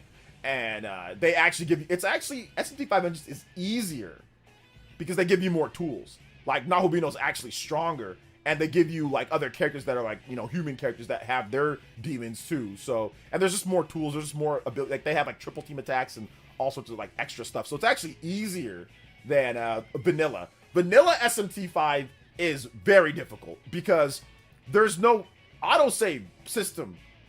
There's like no checkpoint, like real check. It's like if you die, you could just lose hours and hours of if you didn't save. So there's no checkpoint system in that game. So you can't save anywhere that you want. So SMT5 is brutal, man. If you get into a battle and they just cook you right away, or if like they hit you first and then like they just go first and just hit your weakness, yeah, you're in trouble. You're in trouble. And like also like the first boss in SMT, it's funny because you have to change your weakness. If you don't change your weakness on Nahobino, you're gonna get cooked on that first real boss in SMT5. So a lot of people don't notice that. You gotta change like your attributes with Nahobino. You gotta change it. And that's just like, people don't like to do stuff like that. You know, like a lot of more casual RPG fans, it's like, wait a minute, why do I gotta change my affinity? Like, what's going on here? Like, they don't like doing stuff like that. So that's the reason why SMT be cooking people, you know? I can beat shooters on hard, but fighters on hard mode, you're forward to me? Yeah. Yeah, absolutely. And like, we're all good at certain aspects of like, some games, like, you know, you're really good at. You're just naturally better at certain games than other games. Like, I'm good at RPGs, but can I beat, you know, can I beat Call of Duty on their hardest difficulty? I don't think I can. I mean, maybe if I tried, but like, I'm not going to be doing as good as I do with RPGs. Or can I beat, you know, I don't know, like Street Fighter at its hardest difficulty? Or can I beat certain games on hardest difficulty? Probably not. But can I beat the games that I'm good at? Sure, yes. I'm good at Mass Effect. I'm good at RPGs. So can I beat RPGs on the hardest difficulty? Yes, I can do that. Or even like platformers, I can do like all the hardest levels in platformers. Like I can beat those too. Like I beat Astrobot all the levels. I beat Mario, Galaxy, stuff like that. So, let's see here. Yeah, I beat Expedition 33. I beat all of Expedition 33. I beat all the side bosses, all the hard boss. I beat the ultimate hard boss. I beat all that in Expedition 33 on the hard mode. So, yeah. Let's see here. So yeah, you need to be max level at certain points. I got stumped the first time I ran into the collectors. I had to load from an older save to yeah. Yeah. I was stuck on that part. I wasn't high enough level, Brian Jedi. I was not high enough level when I first got to that collector's part, that trap. But I don't know. I just clutched it out, man. I just clutched because they were like killing me in like one hit. I just clutched it out. I don't know how I did it, but I just remember just clutching it out and getting past it. I didn't reload an old save, but I think I was stuck there almost all day. I think I was stuck there for about a good 5 hours. I remember playing that in my dorm room when I was in college. I was just about ready to graduate. I remember playing that in my little room that I had. Playing that and just getting cooked over and over and over and over again, man. It was crazy. So yeah. I beat Simon in under 3 minutes on hard mode. Some pick those literally break the game. Yeah. I don't know how long it took me to beat Simon, but I know it was very fast because I didn't get to his last phase. He had a little bit over half his health left, and I Thanos snapped him. I Thanos snapped him with what? Gosh, I'm already forgetting the names of the characters in the game. With the main redheaded chick. Thanos snapped him with her, and he was gone. Because I wasn't blocking all that stuff, dude. Yeah, Mael. There we go, Mael. Thanos snapped him with Mael. I wasn't blocking all that crap, man. I was getting cooked by Simon. He cooked me for about a good hour. He cooked me because I wasn't, and like he's doing all these weird attack patterns. And I looked up on IGN. I'm like, okay, well, what's the guide to beat this guy? And they're like, oh, well, you need to do this with the Pictos and this, and you need to learn how to block it. And I'm like, yeah, I'm not doing that. So I was like, yeah, I'm not doing all that. So I just Thanos snapped him with my L real quick, and then I was done. I haven't played the game since then. I'm done. I need the next Clair Obscur Expedition experience. I need the next thing. I need a Switch 2 version Or I need the next game in the series. Or some DLC. Outside of that, I ain't playing the game again. I'm not playing the game over. So yeah. I'm still near the start of Expedition 33. At least got 3 first-party members. Don't worry, we didn't spoil anything for you. We didn't spoil anything for you. That's what we're talking about is a whole different thing that it doesn't even matter if you beat it or not, to be honest. And it's relevant, but it's like, nah, it isn't, you know? So yeah. Yeah, he wipes your squad from the canvas, which is stupid. I thought that was like the cheapest thing. I was like, what the heck? How did he get that type of power? Well, I know how he got that type of power, but still.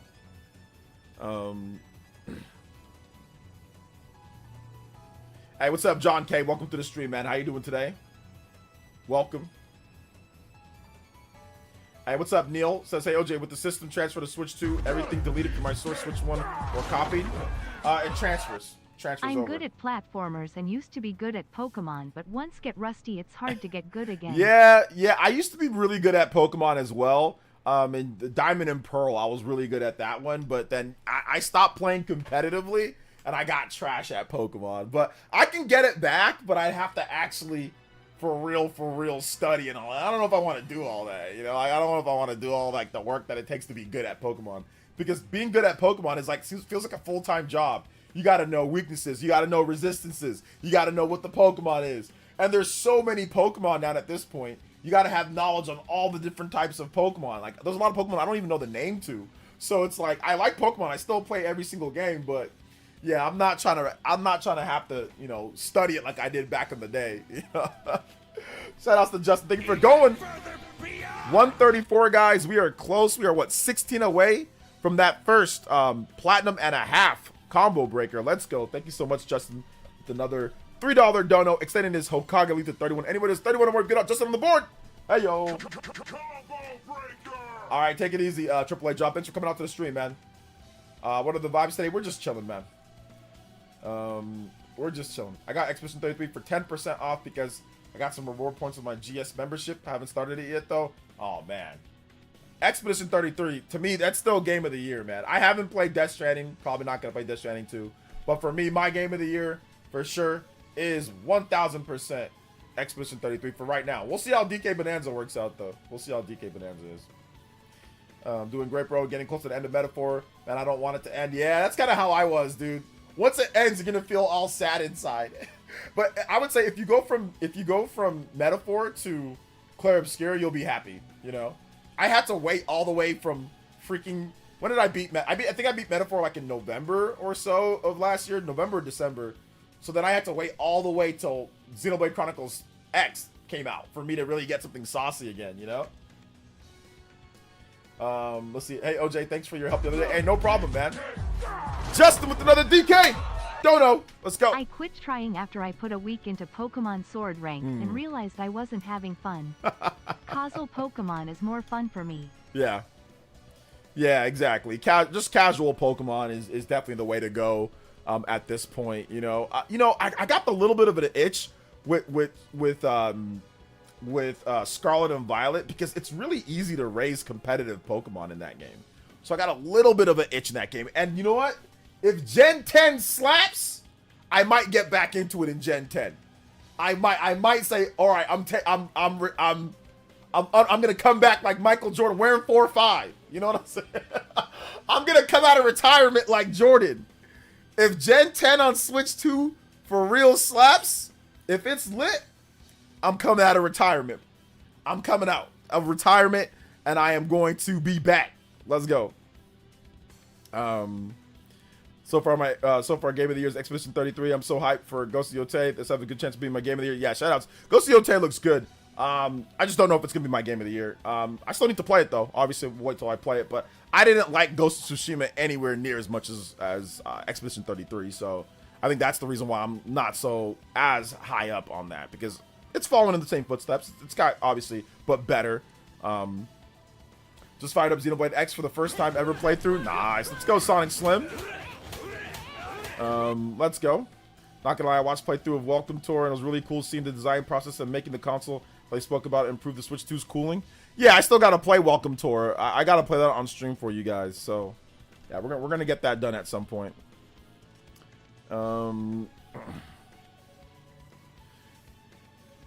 South Party Man card. Yo, 139 on the board. We are going. Even further beyond. 11 more combos till we get that 150 platinum and a half. Let's go. Thank you guys for your support, man. I appreciate that. I hope Game Freak can do it. I mean, we got some goodwill. Obviously, it took, you know, about 3 years, 2.5 years, but we finally got Pokemon Scarlet and Violet running good, running and looking excellent on Switch 2. So, I mean, that gives me a little bit more hope, you know? That gives me a little bit more hope. Obviously, Pokemon Scarlet and Violet is the best run. That's the best that the Pokemon games ever ran and looked, is probably Pokemon Scarlet and Violet, in terms of mainline Pokemon game. So, let's see what happens with this next one coming up. You know, let's see what happens. I think they finally have the system that's going to have enough overhead room for them to still, obviously, it's not going to be a game where it's like the best looking game graphically or anything like that, but it's going to be good enough and it's not going to run terrible. I think that's the big thing. Just let's make sure that it doesn't run terrible. That's going to be the thing. Hey, make sure that it runs just fine, you know? So if Game Freak messes up again, they'll lose a bunch of OG fans. I mean, yeah, it's like you want to say that, but then they do mess up and then it doesn't happen. Remember, they messed up with Pokemon Sword and Shield. Okay, sold 20-something million. They messed up again with Scarlet and Violet. Sold 27 million. I have to be good at Kirby Air Riders or I'll be a fraud. Lol. Oh my gosh. Yeah, man. Emerald ran at 60. I don't think so. I don't know if did the old school games run at 60. I don't remember. Somebody in the chat let me know. But either way, I said run and look. So both. Obviously the games on like Game Boy, you know, games on Game Boy do not look as good as the newer games. But yeah. So for them people to say, "Oh, if they mess up," some people even thought they messed up with Pokemon, what was it? Pokemon Let's Go Pikachu and Eevee. Oh, they messed up there. They messed up, what, 3 times in a row? They messed up with Pokemon Brilliant Diamond, Shining Pearl. They messed up with everything, according to the internet. And they still sell a lot. So, yeah, you want to say that people are going to leave, but are they? Like, I don't know. I don't know if they are. Pokemon Scarlet and Violet is the second best-selling Pokemon game of all time. Like, and it has a chance, because it still sells. It has a chance to actually, maybe one of these days, outsell Red and Blue. I mean, if it keeps going, you know. Ghost of Yotei, and it looked rad. We've just been talking about it sporadically throughout the stream, Matt. But yeah, it looks good. So yeah, the Game Freak comes out with beautiful Beast of Reincarnation game. Go figure. We gotta wait and see on that game. There's a couple things with that game. One, the frame rate looks terrible. That's the first thing that I'll say. But once again, the game's not done. 2, it's a Souls game. It's a single-player Souls-like experience, you know? So it's a very different type of game than Pokemon is. So we don't know how in-depth that game is or not. I don't think they'd be able to make a game that looks like Beast and Reincarnation, but then has 1,000 Pokemon and has a 60-hour campaign. I don't think that they have the time, nor do they have the know-how to create something like that. So it's a Souls game. It looks a bit rough at the beginning, and we don't know if that game is outsourced by Game Freak, very much like Pokemon Brilliant Diamond and Shining Pearl is also outsourced by Game Freak. Like, yeah, there's some developers that worked on Pokemon Brilliant Diamond and Shining Pearl from Game Freak, but that was mainly developed by somebody else. So we have to wait for more information on that, you know? Let's see here. Good evening, players, and Go Niners. Thank you, man. I appreciate that, Jason. We're like, Ghost of Yotei controller and skins also. Yeah, that stuff looked cool. I'm not buying any of it, but it looked cool.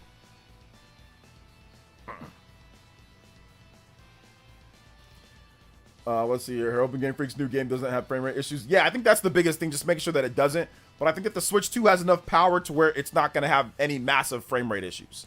I think that it has enough. I think it'll be okay. I think we're finally okay, you know? I think they finally have a system that can actually get past Game Freak's faults. You know, they have a system with enough overhead power that it does. I think the Switch 1 does not have enough overhead power to get rid of Game Freak's faults as a developer developing for HD. I think the Switch 2 has enough power to get rid of those faults. I think it does. I mean, Legends ZA graphically doesn't look incredible, but it's going to run great because, once again, it has the overhead power of the Switch 2 to hide up any of the faults that they do have. I mean, the Switch 1 version might have some issues here and there. Maybe the frame rate won't be great, or will be inconsistent, but the Switch 2 version is going to run at 60. It looks great. Still not great graphics overall, but it's going to run at a high, or it's going to be at a nice resolution, and it's going to run at a better, double the frame rate, you know? Yeah, hit that like button, guys. If you have not hit that like button, hit that like button. Let's go. I do not agree with modern Pokemon games have good gameplay. The Switch games feel empty. The worlds lack character. They are poor games. Nothing like Game Boy games for immersion. Yeah, I'm going to have to disagree with you on that one. Yeah, I'm going to have to disagree with you on that one. Scarlet and Violet definitely has good gameplay. Yeah, it definitely has good gameplay. And there's tons of Pokemon that are roaming. I mean, like the Game Boy games, you have to go into tall grass to even see a Pokemon. So, I mean, for the most part. So, like, if you're talking about empty, the Pokemon games, like, all you saw was trainers in the field. You didn't even see Pokemon in the fields at all. So, the Pokemon games on the Game Boy were also empty, if that's the case, because there were actually no Pokemon in the fields outside of, like, let's say, like, a legendary Pokemon. But you have to go into tall grass just to even run into a Pokemon. And run around in a circle or something, or run around in a square, not even a circle. Run around in a square to even fight a Pokemon. So I'm gonna have to disagree with that one in terms of that. Let's see here. We've seen an actual next gen Pokemon because ZA is high res, but the textures still look poor as well as the environments. We'll see. Yeah, we'll have to wait and see. Once again, but that's a Switch 1 game. We'll see if this one's actually a Switch 2 game. So yeah. Yeah, I mean, and if you're counting Arceus definitely has incredible gameplay. Game Freak can't mess up because the gameplay is rock solid, and that's why people come back. I will say this: the competitive gameplay in Pokemon is as good as ever. That's the one thing that you can say for sure. It's as good as ever. The competitive Pokemon is still great. Even Scarlet and Violet competitive was fantastic. So yeah, the single player campaign, obviously the frame rate and stuff like that, but the actual competitive, like the tournaments and the competitive Pokemon play, was every single hardcore Pokemon fan, at least not the competitive fan, says that Scarlet and Violet competitive is the best that Pokemon's ever been. Now, I know that for a fact. Well, not for a fact, but I know that because it's so good when it comes to, like, to the strategies and the Pokemon and like what they have, that I thought about coming back to play competitively. That's how good the competitive can be in Scarlet and Violet. And now with the Switch 2 version out, the competitive community is going nuts because everything's smoother, everything's faster, raising your Pokemon's quicker, everything's even better than what it was before. So yeah, but yeah, I'm gonna have to disagree. I think the gameplay in Pokemon Scarlet and Violet is good. I think it's very good. I think Pokemon, Legends Arceus is fantastic gameplay. I don't think that the older games are better in terms of gameplay than Pokemon Scarlet and Violet and Pokemon Legends Arceus. I don't think that they are. Do I think that the Pokemon games, the old school Pokemon games, can be as good? Are some of them as good? Sure, like Pokemon Gold, Heart Gold, Soul Silver. That's a phenomenal game. I think that competitively and what they offer in that game can be just as good as the other games. But is it like where the old games just blow away gameplay wise the new games? Absolutely not. Not in my opinion, at least. Not based off of what I've played. And I've played every single Pokemon game the day that they launch. I have not missed the launch of a Pokemon game in the history of Pokemon. Even when Pokemon came out back in the day, I remember going to my friend's house. He had Pokemon Red, and I remember playing Pokemon Red on launch day. Pokemon Red, Gold and Silver, pretty much all of them. I think with the exception of Pokemon Omega Ruby Alpha, or Pokemon Ruby and Sapphire, Pokemon the GBA, that GBA one, the Ruby and Sapphire. I don't think I played that one, but pretty much every single Pokemon game I've played day one, or I've played the game, you know. Let's see here. Just a random thought. Switch 2 sold more in 1 month than Xbox did all last year. Did it really? How much did Xbox sell last year? I want to keep my expectations low for Pokemon IP. Always keep in mind, Open Game Freak has shown they're not great HD development. Yeah, we'll see what happens, man. We'll see what happens. I don't know. Like I said, I think the games are fun. They just need to tighten up the graphics. That's it. I would have used black and white instead of Game Boy, but I think the new ones are great, especially now on Switch 2. Yeah, on Switch 2, they're... Well, I don't know about Sword and Shield. Like the frame rate, like that one. I think it's locked in down at 30. But Scarlet and Violet's great on Switch 2 now. It is actually fantastic. I've played a lot of it on Switch 2. It's actually really good. Thank you so much, Justin, with another $3 dono. I appreciate that. Shout outs. Let's go. Xbox sold approximately 2.7 million. I didn't know that there was actually numbers for that. So yeah. Favorite starter Pokemon? Charmander. Gen 1er. Charmander or Froakie. Charmander, Froakie. What's Infernape's starting form? Is it Chimchar? Chimchar? Yeah, but it'd have to be probably like Froakie or Charmander. Froakie or Charmander. One of those two. I like fire Pokemon. So I also like Cyndaquil. Cyndaquil, Froakie. Froakie's not a fire Pokemon, but, you know, water. But, yeah. But I'd probably say Charmander. If I had to pick one, Charmander or... It's hard to pick between Charmander and Cyndaquil. Because I like Typhlosion. But yeah, I'm a big fire Pokemon. They're my favorite types of Pokemon is fire Pokemon. I'd be a fire trainer. I'd definitely be a fire trainer. If I was a Pokemon trainer, I'd be a fire trainer. I'd be like, hey, look, if you have water Pokemon or any Pokemon that are weak against my Pokemon, I'm not fighting you. Okay? No water Pokemon allowed. No water Pokemon allowed. Just off the top.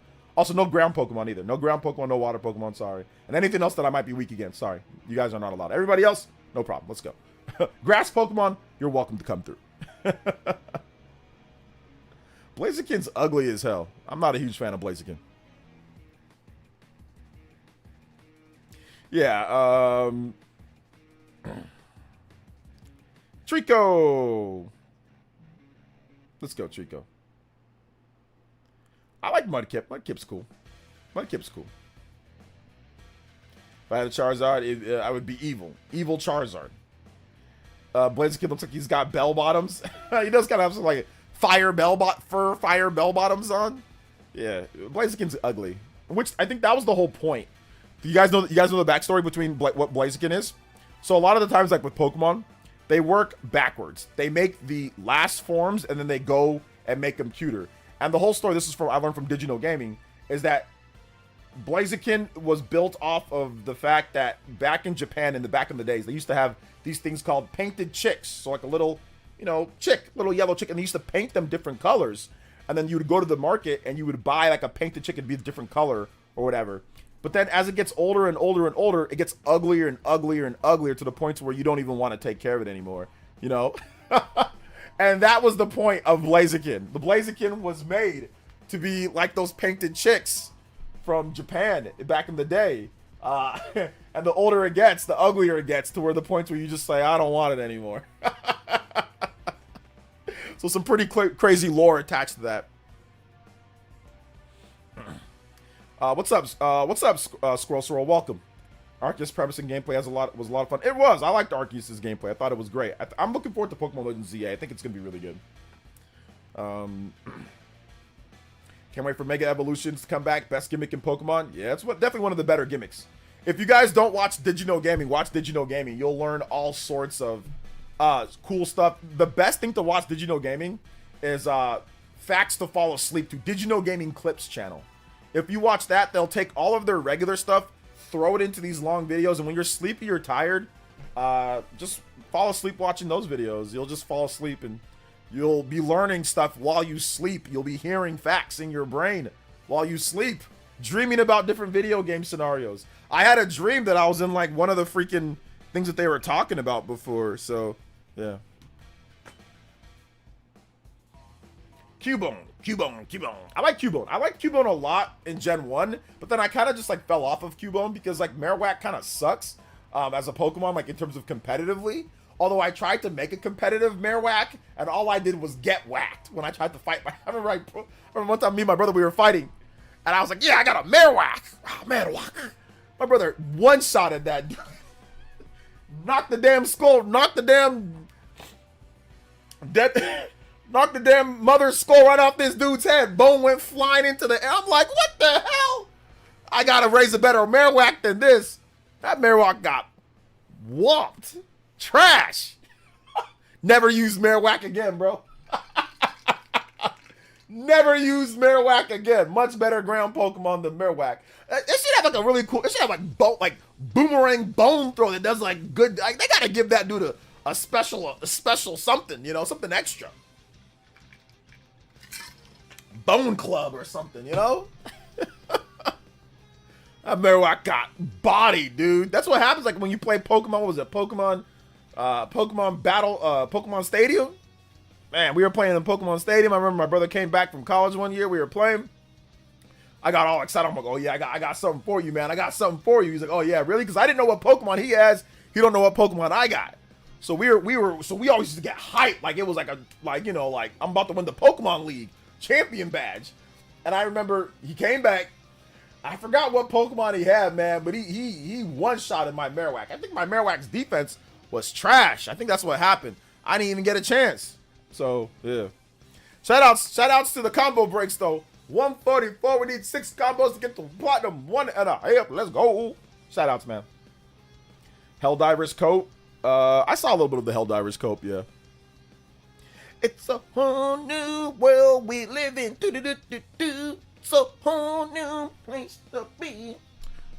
Whole new, brand new attitude. But you still gotta catch them all. Be the best that you can be.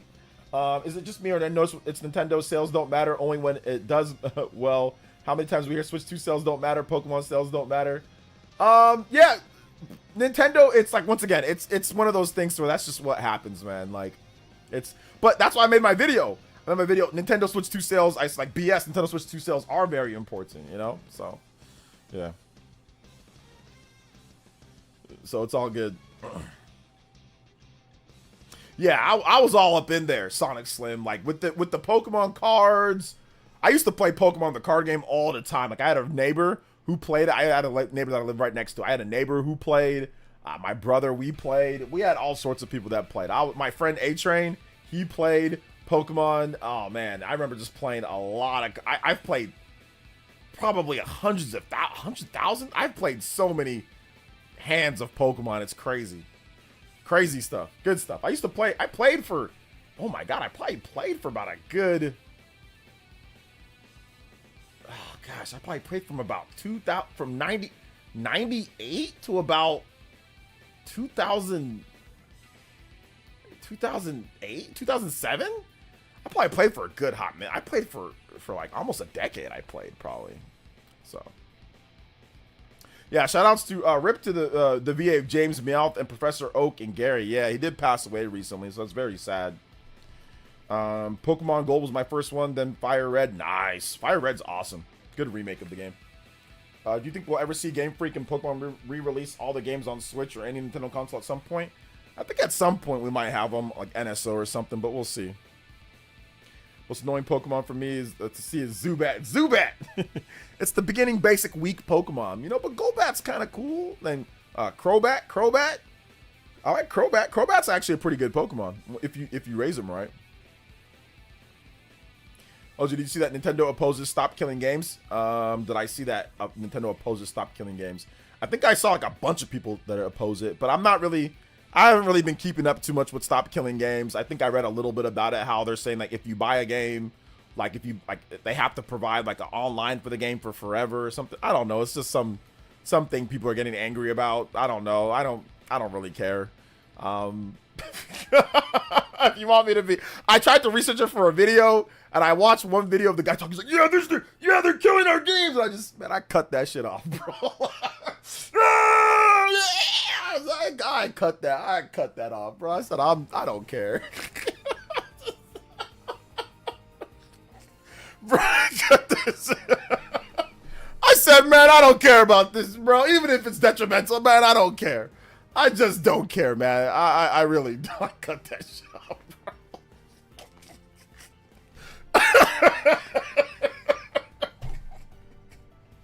I'm not even trying to gaslight you guys into think that I care if a company stops selling their game later. If bro, oh well, I got screwed. Oh well. Oh well, I got screwed. So what? Like, it happens, bro. It happens. Sometimes you play a game, they cut the servers off. Oh well, man. It happens, man. Like, if people fight for it and they end up getting it changed and it benefits me, I'll be like, thank you. I appreciate your support. I appreciate it. You guys are, you know what I'm saying? But it can't be me. I ain't gonna do nothing. But if you guys want to go, it's like the military, man. I appreciate y'all. I really appreciate y'all going out there and fighting. But it's not gonna be me. You are much stronger than I am. You know what I'm saying? So I appreciate you guys. Go do your thing. I'm not opposing it. You know what I'm saying? I'm all for them. Go get your pitchforks.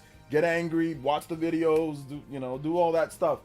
Have at it, but I'm not gonna sit here and act like I'm angry about it. Now, trust me, I'm not. If a developer wants to cut off a game 10 years from now, or they're cutting off a game and you bought it, well, that's what happens. Tough luck. It is what it is. I've got a bazillion games to play, so that work no matter what for the most part. So I'm not even gonna sit here and act like I'm mad. Like I said, I tried, guys. Trust me. I saw the views people were getting. I'm like, okay, well maybe I can make a video. I saw somebody talking. Blah, blah. I'm just like, I'm not actually mad. Like, I'm not gonna be fake with you guys, you know, just for a quick buck on YouTube. So, no, I'm good. Stop Killing Games basically trying to get devs to bring the end of the life plans after the server shut down for video games. Yeah, that's what I'm saying, and I don't care. Like, I don't, you know, like I don't care if Nintendo wants to, like Splatoon 1. I don't know, is that still online or not? Like, oh, now you got to make a way for us to play Splatoon. Like, I don't care. I played it back then.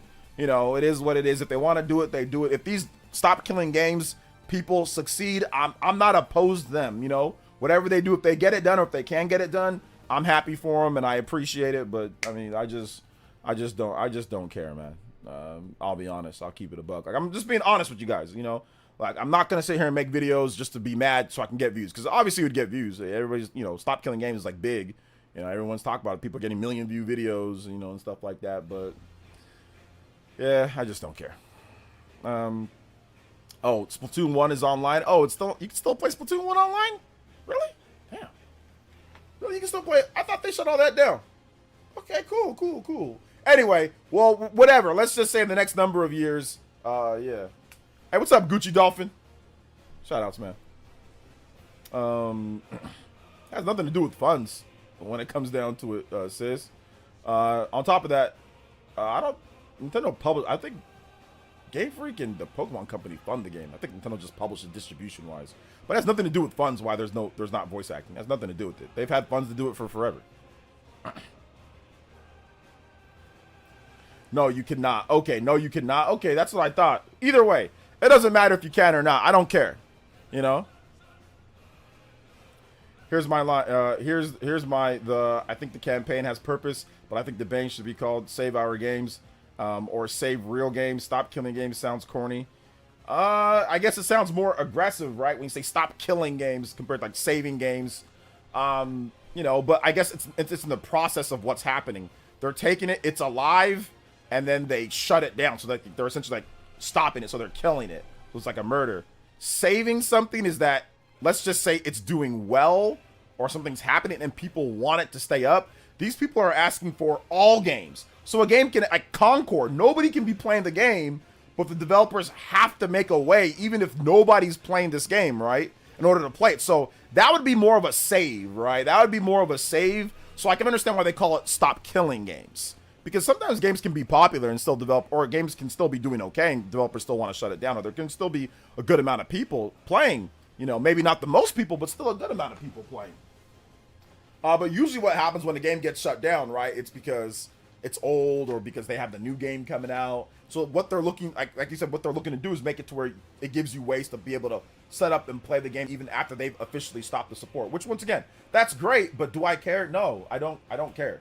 Because it's mainly focused on online, right? And I don't really care about online like that. I'm not going to be sitting here playing online games. Like, I don't think, how many games do I even play online? I don't even play, so it's just not for me. You know, it's just not for me. But I get it. I get the move. Whatever they get done, I'm happy for them. You know, whatever they get done, I'm happy. Yo, Kevin with the $6. What's up, OJ? How are you? Can I get any music from Astral Chain? I didn't even know that notification pops up. I guess it does on some stuff.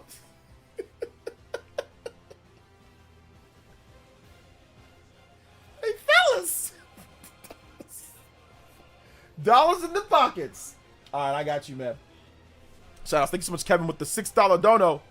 Astral Chain. We're going to go with Neuron theme. Thank you for that support, man. Splatoon 2 is new. Same price as Splatoon 3. Yes, they're both pretty much the same price. They're both $60. Ironically, Stop Killing Games didn't get much momentum until Pirate Software, a former Blizzard dev, has bad takes and being against the campaign caused the Streisand effect. It's like always the Streisand. But if it wasn't him, it'd be somebody else. Somebody else would have done it. Platinum and a half. We out here breaking it in half. Shout outs, guys. Let's go.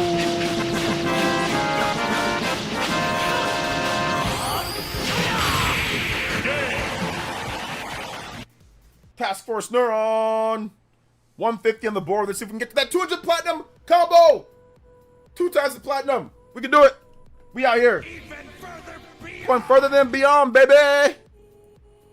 I initially thought, okay, but yeah. I initially thought the Stop Killing Games campaign was hoping publishers to keep making physical games and not going full digital. Man, I don't know. I don't know, man. But I salute to him. I salute. Good luck. Good luck. I wish you the best. You know what I'm saying? Like I support you. But have fun. Take, you know what I'm saying? Get the views. Do what you gotta do. You know what I'm saying? Do what you gotta do to get it done. However they want to get it done. Oh man, do what you gotta do to get it done. But yeah. Only otakus are investing so much energy to Stop Killing Games. I really don't care about it. Okay. Those are not wasting life energy on that BS. Nah, I'm not. I'm really not, fam. I'm really not, man. I'm really not, man. Because like I said, y'all want me to be real. You guys want me to be fake. Do you guys really think if I started yelling about that, you guys would call BS on me, right? You guys would be like, OJ, you care about this? You don't even play online. Bro, I get called out on my damn take for who's the best quarterback in the NFC. I get called out on takes like that. Hey, man, didn't you just say it's just like the game of the year? I get called out on a take on who gets on who the best quarterback is in the NFC, which is irrelevant. I'm pretty sure you guys would have called the hell out of me on this one because I was like, you don't even play online games like that. Like, what do you mean? Oh man.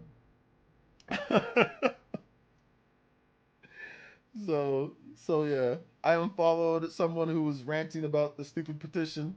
Yeah.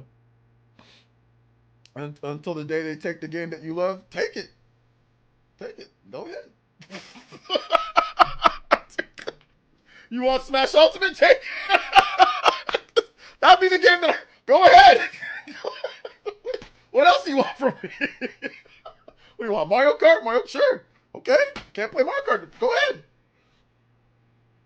Take it.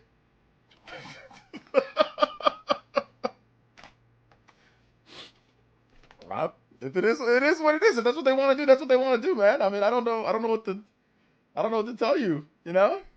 Like oh my gosh. So yeah. It's basically it's like a group that are, you know, getting some signatures that want developers to make a way for people to be able to play online multiplayer even after the service is shut down. You know?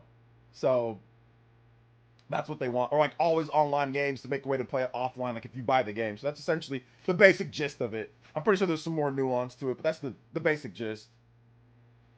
So I mean, even if Smash Online was really good, I mean, like if that's what they want to do, if they're gonna do that, then okay. I mean, it would suck and I'd complain, but I mean, at the end of the day, it is what it is. Excuse me.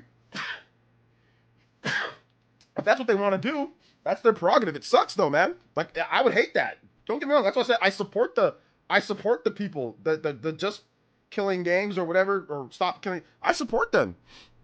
If that's what they want to do, that's what they want to do. You know, they took away Smash from me before, Smash Brawl. They took that away. You can't play that online anymore, right? So, hold up. Excuse me. So, whatever, man. It's whatever, man. Poor Monster to try. Yeah, took away that. Oh, I didn't play that much either.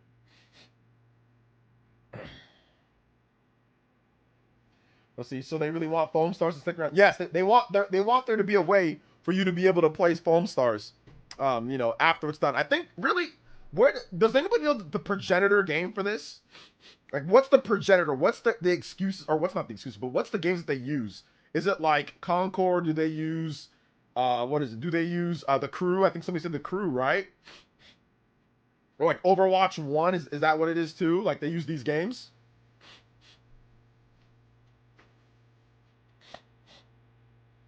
The Crew. Okay, that's what I was thinking, because like the Crew has like single player and multiplayer stuff in there.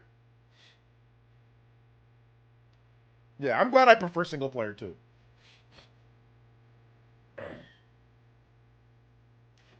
Yeah. Yeah, at the end of the day, life isn't fair.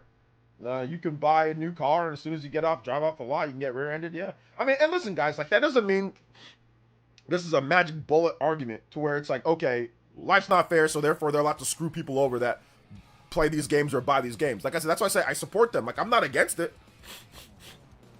I'm not against it. If that's what they want to do, then that's what they want to do. You know, if they want to, you know, make petitions and hopefully get developers to do that, if they can get it done, I'm happy for them, because I think that'd be beneficial overall to everybody, right? So yeah, I think it'd actually be it'd be a good thing. Am I gonna sit here and act like I care? No, because I don't. But am I gonna be not against the movement? Yeah, I'm not against the movement. But am I gonna make videos acting like I care? No. Do you guys want me to be fake? None of you guys want me to be fake, right? I heard about it. I researched it, man. I legit did research it.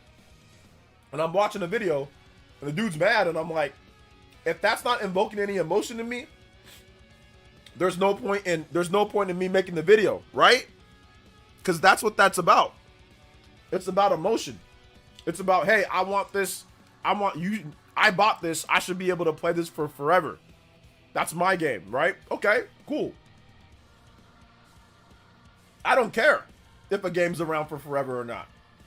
Like, that's the thing. It's like, for a multiplayer game, I don't care. I don't like multiplayer enough. I don't like multiplayer enough for it to be that type of thing. Like, to where I just don't, you know? So, yeah.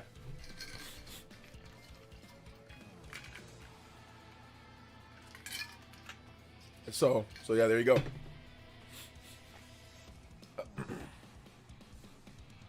Devs don't have incentive to make good games if they're forced to do stuff for the consumers. I mean, devs have incentives to make good games because they make more money. If you make a good game, chances are you can make more money, you know? That's the incentive. That's the incentive that you need.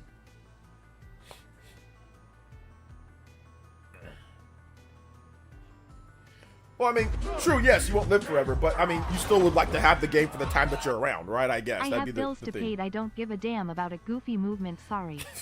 Lol, can I map Melody SMB3 from Mario Kart World? Yeah, it's just, I'm like, to be honest, man, I'm old and I'm tired. I'm just like, I'm old and I'm tired. I think if this is 2015 OJ or 2014 OJ, then maybe I'm like,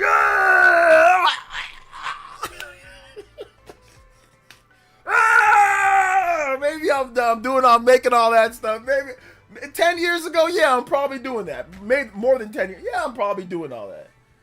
But 2 kids, wife, mortgage, you know, like audience, ideas, you know, games to play, like hella games, new system. I'm trying to focus on lit. I'm trying to focus on being lit. I'm trying to focus on fun. I'm trying to focus on the hype of the stream. I'm trying to focus on new ideas. I just don't got time to be sitting here talking about multiplayer crusty ass The Crew or old multiplayer games. I just don't, man. I just don't care, bro. I just don't. It's just I'm just being real. I'm just being honest at the end of the day. You know? I just can't. I can't sit there and act like I care. Like that. But I support him. Shout out to Justin. Thank you for another $3 dono. 153 on the board. On our way. And Clabby94. Yes, sir. Sup, OJ in chat. Sup. Bananza is nearly here. Yes, sir. Can you play Busted Bayou from Tropical Freeze? Absolutely. We're going to get some lit music going here. Let's go, guys. Speaking of lit, map melody. Super Mario Bros. Or Super Mario Bros. 3 Mario Kart World. Mario Kart. world. Thank you so much, Mr. Justin, with the 40 on the board. You are definitely the Hokage. Anybody does 40 more, you beat out Justin. 1999 or more, beat out my man Yak Diesel on the Stream Ninja board. And of course, big love to Clabby, who actually sponsored the DK giveaways and the big live stream that we're having on Thursday. So look out for that, guys. That's going to be a ton of fun. That's going to be so much fun. So that's my man Clabby, 94. Let's go. 156 on the board. We out here tonight, boys and girls. Yes, sir. What's up, OJ? Just excited for DK Bonanza? Yes, sir. I'm excited.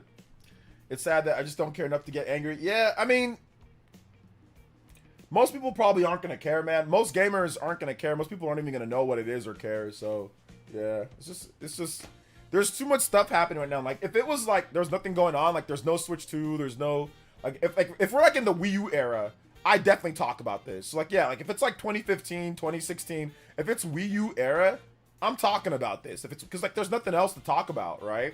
And like, there's just not as much. Oh, this is lit, man. I love this. Oh my goodness, I haven't even heard this in Mario Kart World. Goodness gracious, this is fantastic. So yeah, if this is 2015, 2016, I'm probably talking about it. But right now, I can't, you know. All right, I can, but I just don't feel like it. It's not like us outside of Europe could help either way. I mean, I guess you can get more signatures or something like that, right? Someone on Earth. Stream DK until you beat it for the vibes. No, because I like to 100% those type of games or get a lot of the stuff. So I'll probably put more than 20 hours into the game. So there's no way that I'll be able to stream until I beat it. I don't want to ruin the game either. I don't want to spoil it. Also, there's a Zelda reference in this song at 3:22. Really? Okay, I'll wait for it. Thank you so much, Mr. Justin, with the $3 dono again. Justin with the 43 on the board. Anyone does 43 or more, beat up my man Justin on the board. Let's go. Shout outs, guys. Appreciate that. We are going almost at 160, 41 combos away from the double times platinum and Cloud, the Buster Sword limit break. I know it's apples to oranges, but Stop Killing Games is nowhere near as logical as Operation Rainfall. Well, Operation Rainfall is more realistic, in my opinion. Yeah, Operation Rainfall, because here's the thing about it. Operation Rainfall was like, okay, the game is already done. Like, the game is already done. Can you just, like, localize it? Like, that's not a tall ask. Like, hey, you've sold 100 million systems. Hey, you have been very successful. Hey, you've made all of this money. Can you localize the game that you made? Like that? And not only that, but, like, the game that you actually showed us? You showed us the game. Nintendo showed us Xenoblade. It's called Monado Beginning of the New World. They showed us it briefly at E3. So it's like, wait a minute, can you just release the game that you actually showed us? You know, so that's a completely different thing. And then also, you know, the last story and all that, Pandora's Tower.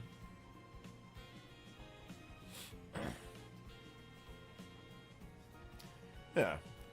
Government intervention is what gave us Steam refund policy. Yeah. Also gave us the ESRB too, so which is like ESRB is like good and bad, right? It's good and bad. I don't know how true story is. Apparently Nintendo can break your Switch 2 if you play it for too long, according to Clownfish TV anyway. Nintendo cannot break your system if you play it for too long. What these oh my goodness. There's a time now listen here. This is what I heard from Clown Monkey Man 07304.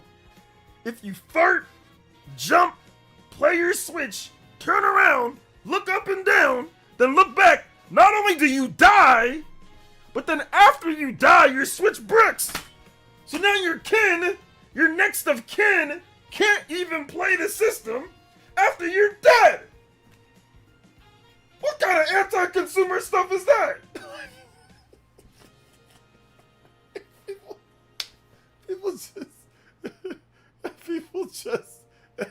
People just making stuff up. You're just making stuff up at this point, man. Like, it's just, bro.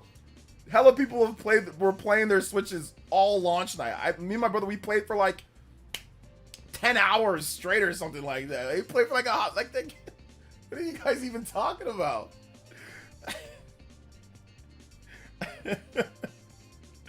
Oh my gosh. This is if your cat topples the dock on the Switch, the screen easily shatters, OJ. Is that true? Yes.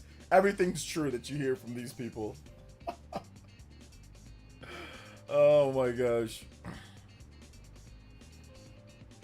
I don't think anybody actually compared it to Operation Rainfall. Did people actually do that? Because I guarantee that nobody that actually compared it was around and participated in Operation Rainfall. So yeah.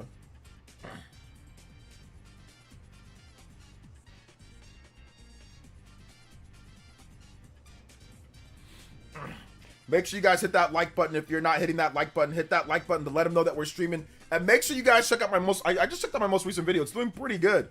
Also, thank you guys for watching my most recent video. Appreciate that. Let's go. Let's see. What are your thoughts on Fantasia Neo Dimension? It's currently on sale. It's good. It's definitely a good game. There's a demo too, so if you want to check out the demo, you can check that out first. I don't know why some people seem like they're still against having the idea of companies having the end of life plan, so you can still have things that you spent on them. I don't know why people are against the end of life plan. I'm not against it. I just don't care. I'm not against it. I just don't care. Like I don't care for like the reason why I don't care for it as much is because I don't sit there and play games. Like I'm not gonna go back and play Splatoon 1, or I'm not gonna go back and play, you know, old multiplayer games. Like I don't care enough. So I'm not against it. I already said I'm not against it. I just don't care, man. Like you can't force people to care about what you care about. Like there's all sorts of things that you don't care about, and I'm not gonna sit there and tell people to force you to care about those things. So I think that's the situation. It's like, sure, is it an important thing? Sure. But is everyone gonna care? Absolutely not. Most people are just gonna be like, okay, or I don't care, or I'll just play something else. It's like, it's not that big of a deal. It's like, hey, look, if they say, okay, I'll take my money somewhere else. That's usually what people do. Oh, you screwed me over? Okay, I'll take my money somewhere else. You know what I'm saying? Like, oh, you didn't have the servers on for me to play one? Okay, I'm gonna go here and I'm not gonna give you my money anymore. I'm not, screw you guys, you know? So that's usually my thing. If a company shuts down a game too soon, or if I'm angry, I just take my money elsewhere. I'll just take my money elsewhere. For anyone wanting to know what the song reference was, it was the Great Fairy Fountain. Oh, Also, okay. I'm so ready for DK. Nice. Thank you for the $3 dono, Justin. Appreciate that. Yes, Great Fairy Fountain in there, so that's nice. Let's go. The Zelda reference in that Mario 3 medley. So I'm not against it, man. I swear to you, I'm not against it. It's just, once again, caring and those are not like the same thing. I can be not against something and then also not care about it, you know? So I just don't care. That's it. Let's see here. It's not that people in the chat are trying to, I don't think people in the chat are trying to discredit it. They're just, I think a lot of people just also don't care. It's just like, okay, like, all right, you know, it's just, it is what it is, you know, there's always something to be angry. It seems like people are, look, there was an article, let me tell you something, Cammy. There was an article, some stupid article by Kotaku the other day, and I spoke with lots of Switch 2 fans, and people are tired, man. Like, people are tired. I'm telling you, I swear to you, I've spoken to people in person, I've spoken to people online. A lot of Nintendo fans are just tired of having to just sit here, and if you like something, you can't even enjoy a game. You've got to be fighting for something. You've got to be angry. You've got to be raising a pitchfork. You've got to be complaining. You've got to be whining. Like, a lot of people are just tired. Don't get me wrong. There's constructive criticism to go around, but don't you get endlessly tired of seeing people complain about every single thing that they can possibly complain about? Every single day, every single time on Twitter, every single thing people are complaining about something. There's a point where people just get tired of it, man. It's like every day there's something new to be angry about. Are you not tired of it? That's what I'm saying. Like, I don't have the capacity to sit here and be angry and yelling about stuff. I only have the capacity to talk about the things that affect me directly with my community and what's going on. We talk about Donkey Kong and people being stupid as hell with Donkey Kong. But I'm not going to take on a whole stop killing, like a whole petition, and I just don't care. It's like, it's nonstop. It's every day, nonstop, no matter what. And it's just like, are you not tired of it? Like, maybe you are, maybe you aren't. I mean, I don't know. But everybody picks and chooses what they want to be angry about. There are people that are angry about this or angry about that or whatever. And then if you don't want to get angry at what they get angry at, they're going to call you names. They're going to sit there and say that you're stupid or you're a shill or you're a bootlicker or you're this and that. And it's like, why do I got to be angry at what you're angry at? Like, my life is different from your life, you know? So, like, that's what I'm talking about. A lot of, and like the article that Kotaku or Polygon wrote, I get those two trash sites mixed up all the time. They both suck. But the article that they wrote was like, Switch is selling record-breaking sales. Why isn't anybody talking about it? You know why? Because if you mention that you like Mario Kart, some asking person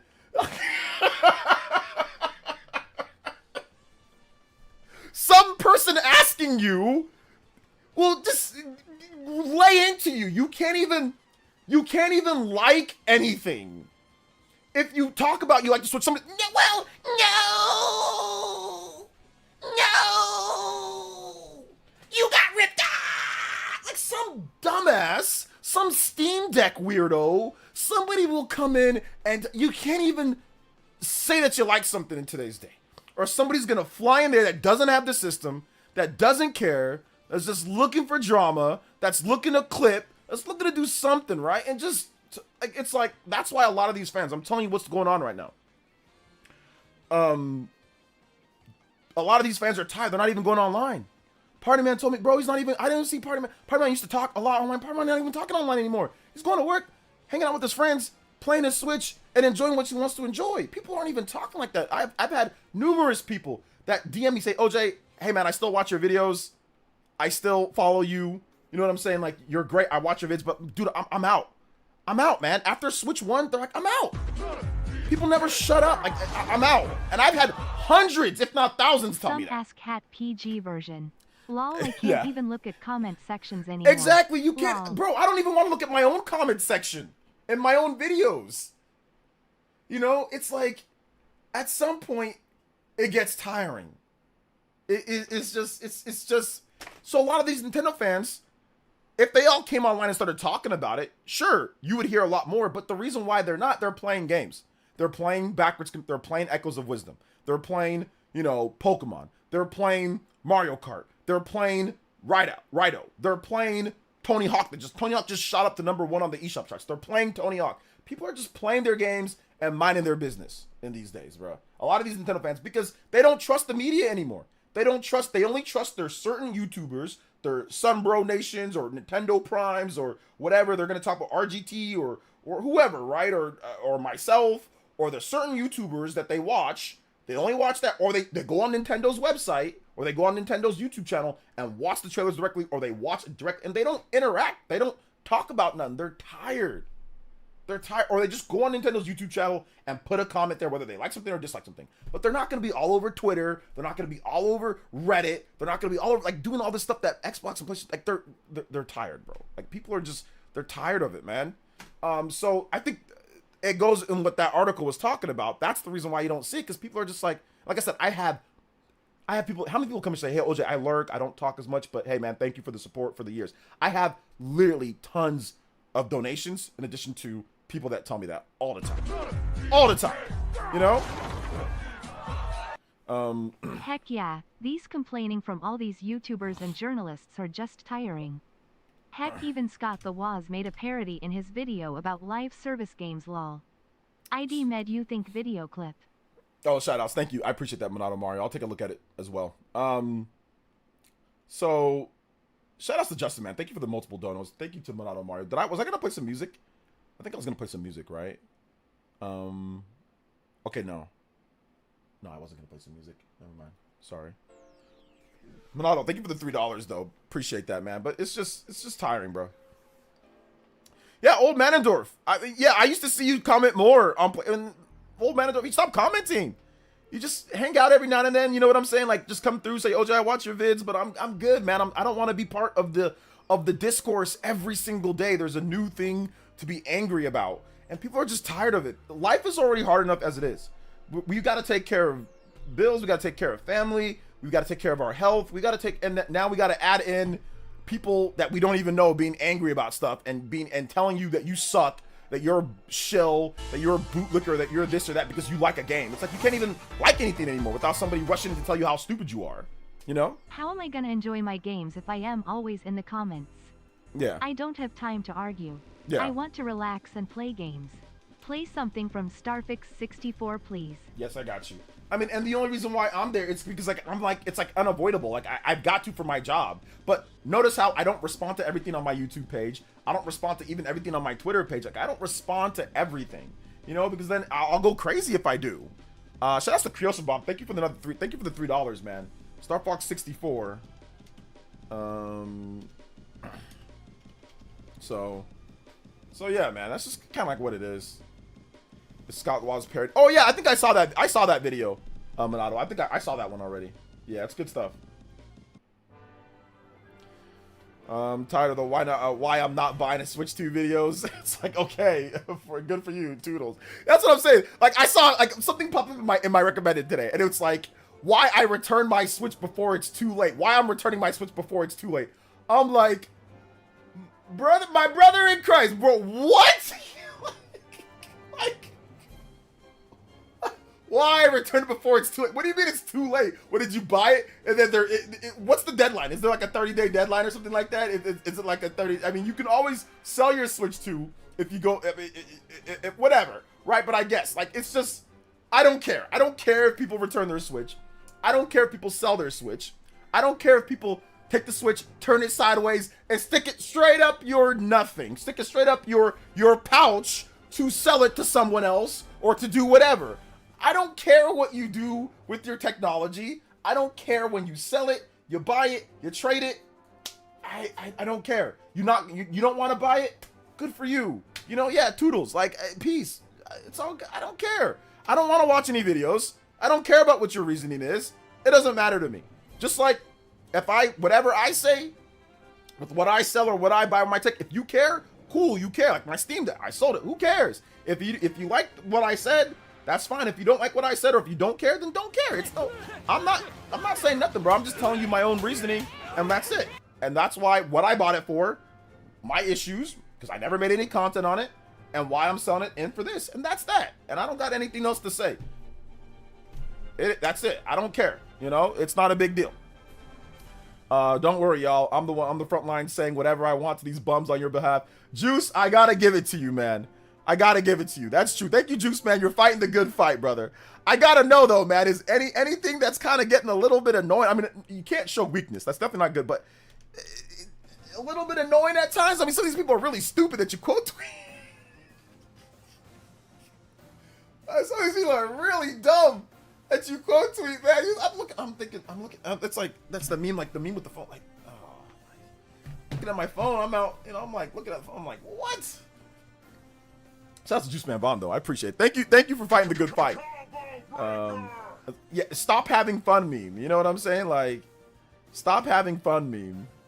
I don't know. Many of these people are either children or yeah. That's what I'm saying, Felipe. So what's the point of getting all upset, or what's the point of getting all angry, or whatever the case is, when a lot of them are just rage baiters, are grifters, rage baiters, or just whatever. Look, listen. I've literally seen dudes sit there and say that game key cards are negative and they're bad, and they tell you, and all they buy is Steam. All they buy is digital.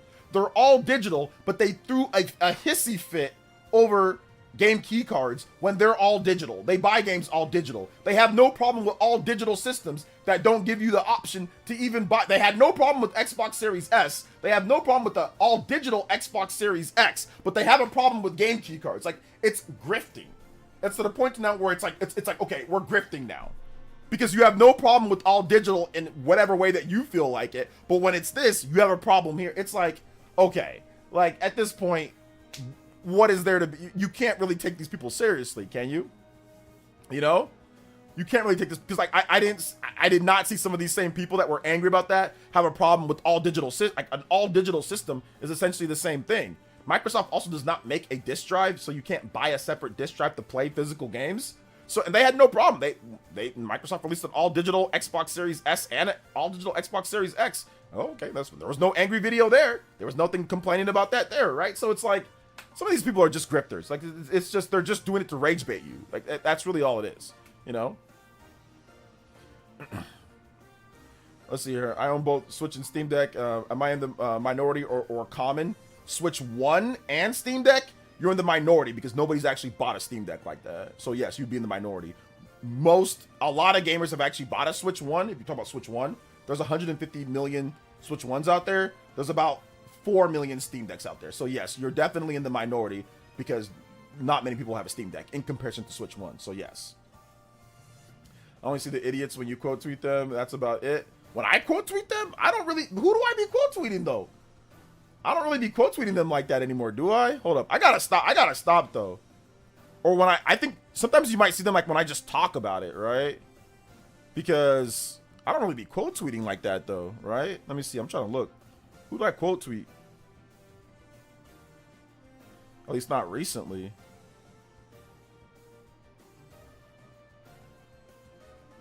Yeah, I don't know. I'm looking July 3rd. What are we, 10th? I haven't quote tweeted. Oh, I did quote tweet the Eurogamer article, but that's just so I can clear up some misinformation. Like when they said Nintendo president says children should engage with its characters elsewhere if they can't afford a Switch 2. I said, well, I quote tweeted that article. I got community noted. Shout out to Juice Man Vaughn on that one. But yeah, I'm trying to get away from quote tweeting morons. You know? Yeah, I mean, I'm looking through. That's about the only one. Outside of that, I'm just talking about video games. I did quote tweet the Captain Alex guy on June 28th. I did quote tweet that because that was funny.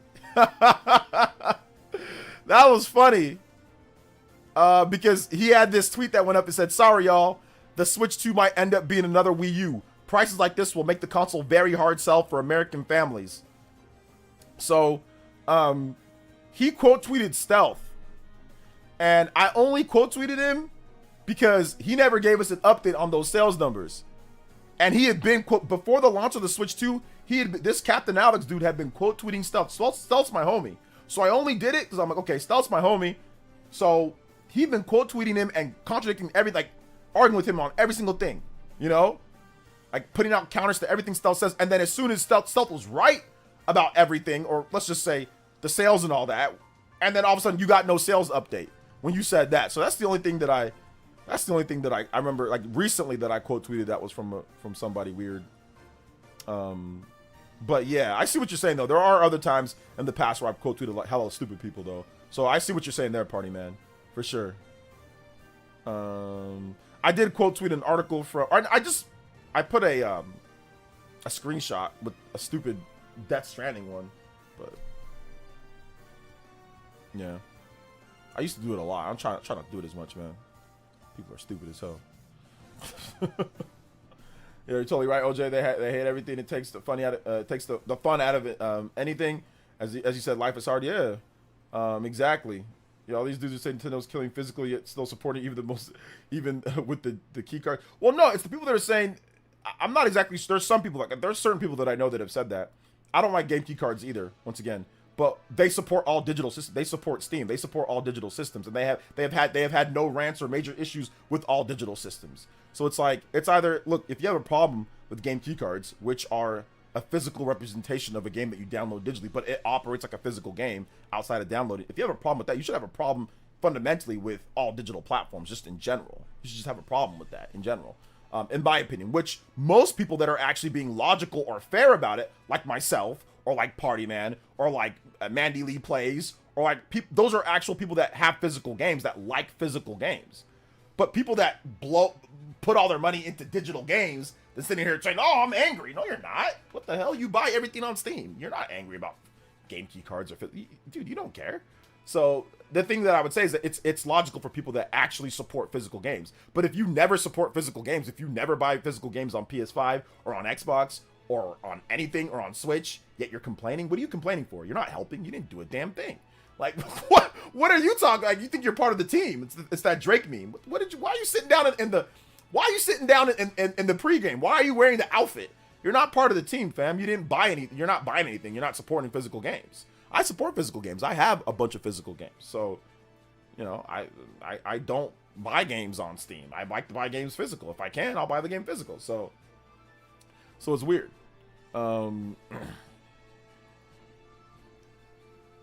I have an American family. We have a Switch 2. Yeah, I have a family too. We also have a Switch 2. I think a lot of gamers really underestimate what a credit card is. I think they underestimate what paying for means and stuff like that, right? There's all sorts of ways to pay for things in today's day. It's actually a lot more easier to pay. I mean, there's PayPal. There's all sorts of stuff but people, I think, underestimate like what people will buy if they want it, if it's desirable, right? If they want it. People underestimate that. People will pay. Bro, you go to the fair. I don't know why. I took my daughter to the fair. I don't know why I spent $180 on 2 people. It was 3 people. I think I spent $200 plus. Food was like, I bought some nachos for like $15-20 for a nacho plate. It was like this big. It was like this. It wasn't even, the plate was like this big. I spent like $15 for that. For like 1 nacho plate. And what did she want? She wanted some like a corn dog. I think I got her a corn dog and some what was it? Some popcorn. A corn dog and some popcorn. Dude, that was like $30 or something like that. It was something crazy. Corn dog, popcorn, and a drink. I ended up spending like $200 or something like that. It was crazy. It was many, many, many years ago when I took her there. But still, like, it's crazy. So yeah. We must save physical games. I only have 1 Switch cartridge. I agree. I'm buying all my games physical if I can. I'm supporting the physical games. I'm supporting them. I'm just talking about like the grifters. Like, I'm not against, like, I don't like game key cards, but I'm just saying like the people that were grifters that were not even supporting physical games in the first place, but now they have a problem. It's like, no, you just have a problem because of content. You know, because you can talk about it on your page, not because you actually care. If you cared, then you'd actually support physical games, and you wouldn't be telling people to pirate games, and you'd be telling people to support the games physical. You know, if you actually cared about physical gaming, you wouldn't be playing all digital. You wouldn't be buying everything on Steam. You'd be buying stuff on PS5. You'd be buying stuff on Xbox physical. You know, but now all of a sudden you care. You don't. It's a grift. It's a grift to make. It's the gift to rile people up. Treasure trap, OJ, my wallet. That treasure trap, my wallet shutters every time they're in town. My daughter wants to go. Oh, you mean the fair? The fair, yeah. Headers are busy hating while us people are here playing Switch 2. Yeah. I would be trying to turn into a pain, being like not digging into your pockets, doing universal pull. Yeah. Oh man. Yeah. Shout out to Metaphor. Oh man, they cooked. They really cooked with this soundtrack, bruh. They really cooked with this soundtrack. How many times did anybody play the demo of this and got cooked by like that Minotaur boss? I know I did. I got cooked by him a few times till I leveled up. I'm like, all right, I'm gonna level up. And once I level up, I beat the heck out of him. Hold up, one more time on that one. That track is great. Man, let's want something next for the game. Clappy94 with the dollar dono. Shout outs. Can I also get the Cascade Capers from GBA version DKC3? Yeah, I got you. Let's go. Thank you for that support, man. I appreciate it. Oh, wait a minute. Hold up. Did I play your track? Clabby? I don't know if did I play your track? No, I never. Hold on. I gotta play you 2 tracks. Busted Bayou. Tropical Freeze. Sorry. My bad, man.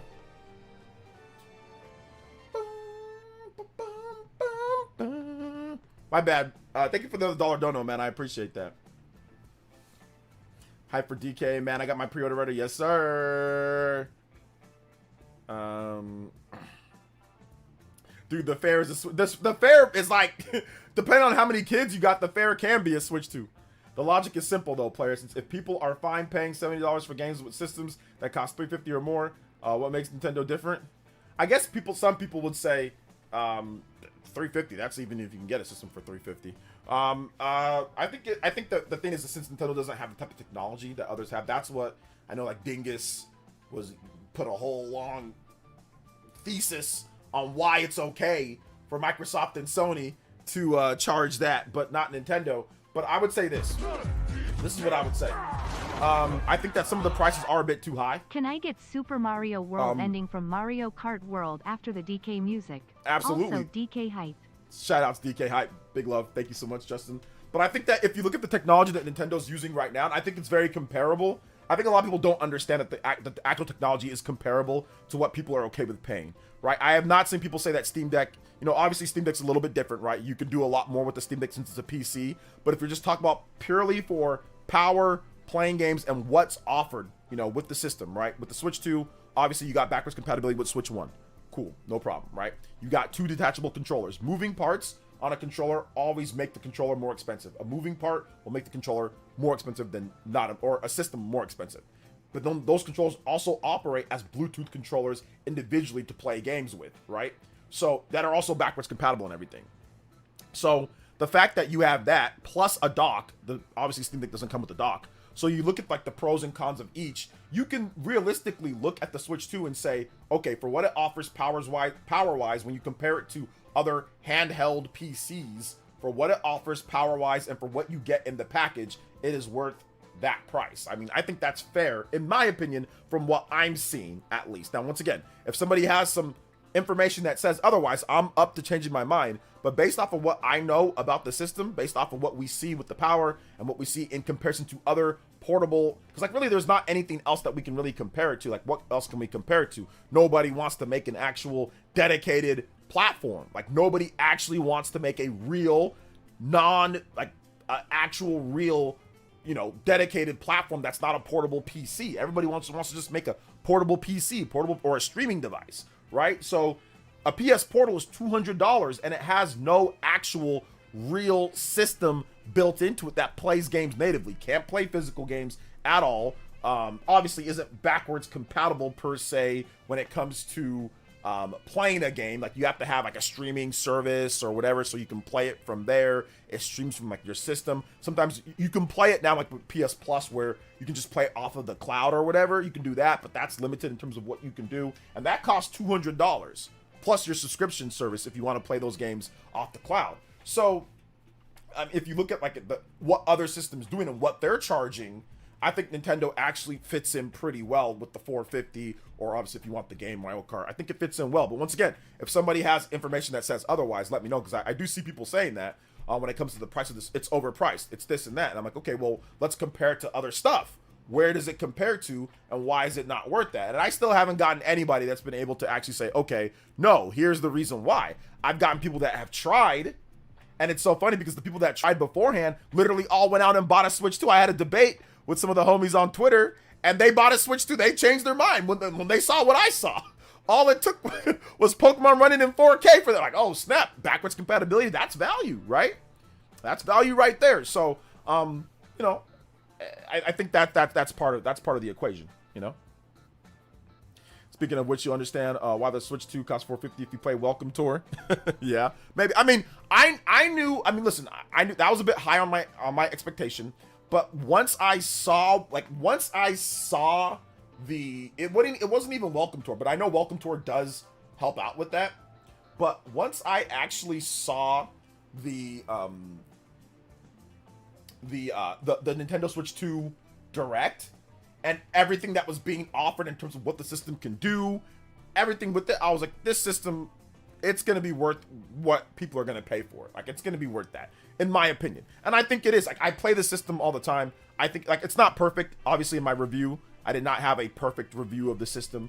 But is the system very good? And it's pretty much, like I said, the only thing that offers what some people are looking for. You actually want a real console and not a portable PC. There's actually zero other options. Unless you want to go retro. You can go retro, like some of these like retro tinks or some of these weird, you know, things where you can play your older games, right? But in terms of a new current platform, like a PS Vita, a Nintendo 3DS, there's nobody offering that in the modern sense with the big new games. Like Nintendo's the only one, unless you go to portable PC route. Unless you go that route. So if you want an actual console though, everybody's bowed out.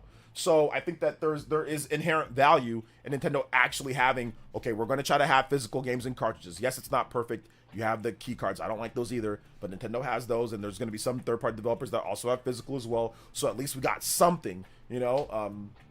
We don't have to do PC hardware where it's not Linux. It's actual custom-built, you know, operating system for this device. I mean, you know, I don't got to worry about downloading the weird stuff for certain games, like, you know, with Steam, Deck or whatever the case is, or like with the ROG Ally, I'm on my PC importing stuff. It's like, it's just so weird, right? So not everybody wants to deal with that. Some people do, and that's fine, but some people don't. And I like the fact that we have that option. I'm glad that at least somebody's willing to offer that type of option. Otherwise, it'd just be all portable PCs and streaming devices. It'll be Logitech G Cloud. It'll be PS Portal. I played PS Portal. I don't want that. You know, I don't want. I mean, it's a valiant effort, but I don't want that. I've played Steam Deck. I don't want it anymore. I've played ROG Ally. Sure as hell don't want that. So for me, it's one of those things where I kind of want it to be like how we had it before. You know.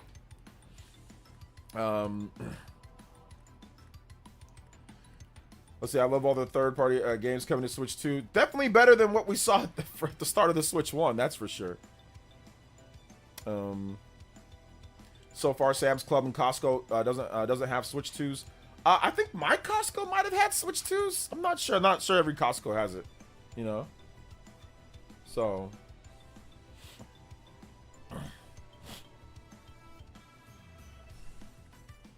Nvidia doesn't matter. My Switch 2 is awesome. Nvidia doesn't matter. My Switch 2 is awesome sauce. Yeah. So I mean, it's just like one of those things to where, listen, there's room on the market for all these systems to do well. You know, there's room on the market for, you know, Steam Deck and PC portables to exist. There's room on the market for Nintendo to do something kind of different. There's room for everybody to kind of eat a little bit. But, you know, for me personally, those are just, like I said, some of my things that I have that I would like that it offers here. And of course, you got the great first party games. I mean, that's easy pick up and play. You know, first party games overall to get into without having to do weird hacking or files transfers or different types of you know, I don't really care about all that type of stuff. So there's also that aspect too, for me at least. I just don't feel like doing it, you know. Let's see here. Hey, what's up, David? Welcome to the stream, man. I appreciate it. To me, the Steam Deck, the ROG Ally is mainly for a niche market, mainly PC enthusiasts. Yeah, definitely. More of a like PC, like hardcore PC enthusiast market. But the thing about it is that people won't stop, you know, obviously comparing and stuff like that, which is fine. They're both, I guess, handheld hybrid devices to some degree. Steam Deck, not really that great of a hybrid, to be honest. But yeah. Want to see how next gen Madden? Well, it's not. It's current gen. I mean, we're 5 years into the current gen. I guess the Madden that would be current would be PS5 and Xbox Series. But yeah, they always have stock here. Well, I don't know where you are, so it depends on where you live. Where I live, they don't have stock as much with Switch 2. So yeah, so scalpers aren't having a hard time where I'm at. They're still selling them. They're still selling them for about $600-700. But yeah, I guess in other countries, it's easier to get them. So that's good. You don't want scalpers to win. Oji, are you angry NBA 2K is not the PS5 Xbox version? No, but that's not correct information. It actually is the PS5 and Xbox version. It is the current gen version of the game, so it is. So yeah. You got smixed by RGT's video, huh? Let's see here. Pretty interesting that the director of Bananza is the same guy who made FF15. Yeah, that's very interesting. Well, he wasn't the main guy. It wasn't Tabata. It was somebody that worked on FF15, right? It wasn't the same exact guy. Well, I mean, it was a guy that worked on FF15, right? All right, let's see here. Next up, we've got some more music. We've got Cascade Capers. Cascade Capers. All right, thank you so much, Mr. Clabby. Thank you for the support, man. I appreciate that.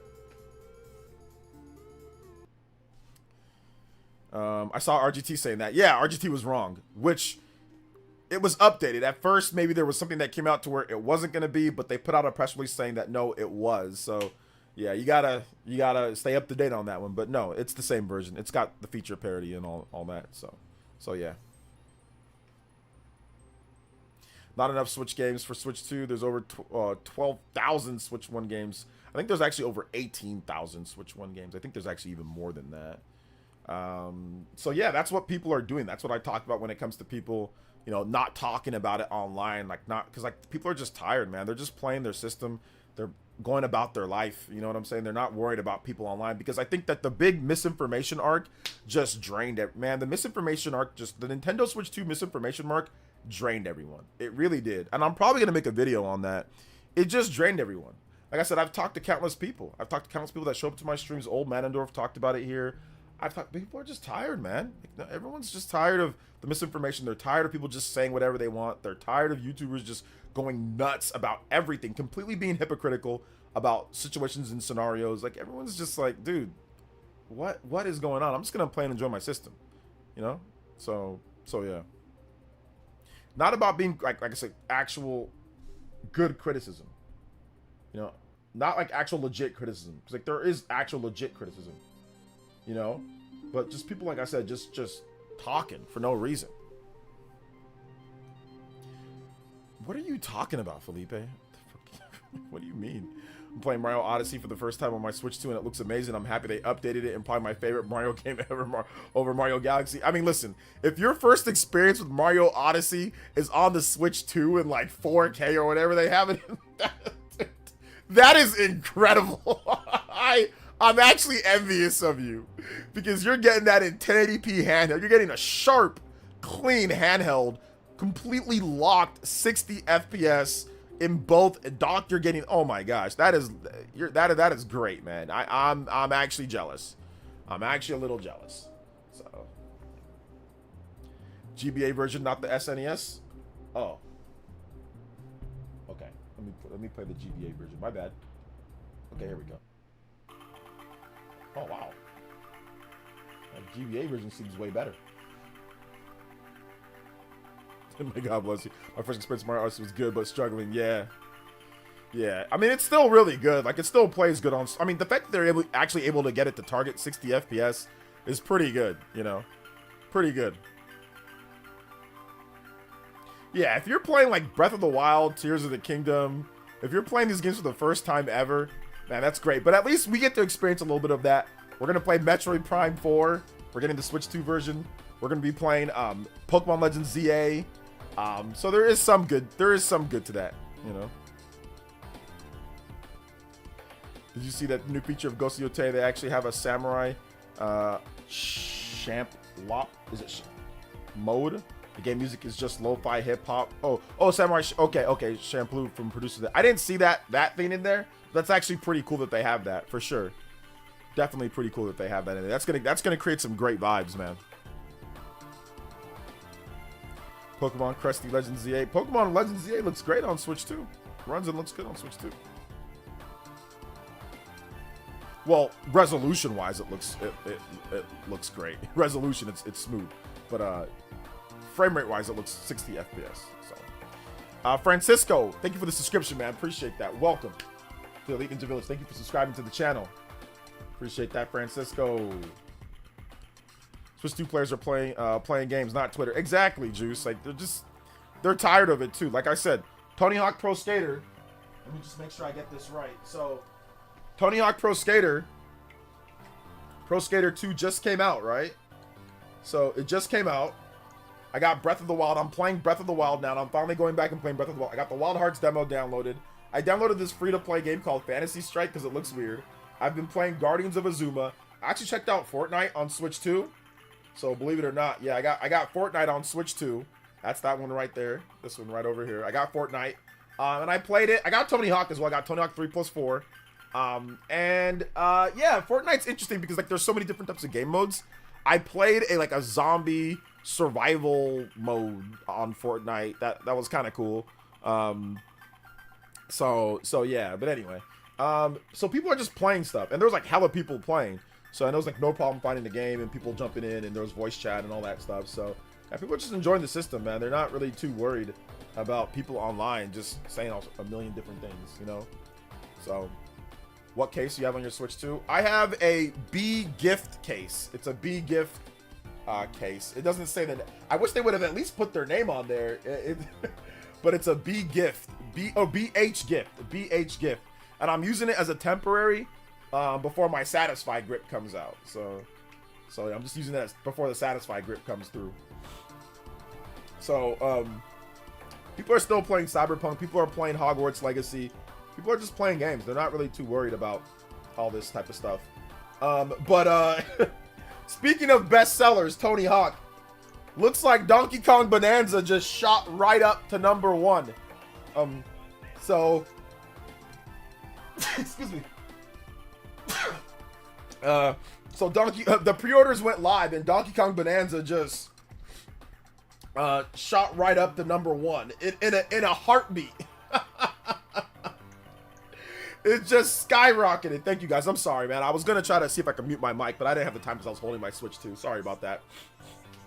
So yeah, Donkey Kong Bonanza just shot up. Like, as soon as the pre-orders went live, it just passed up everything.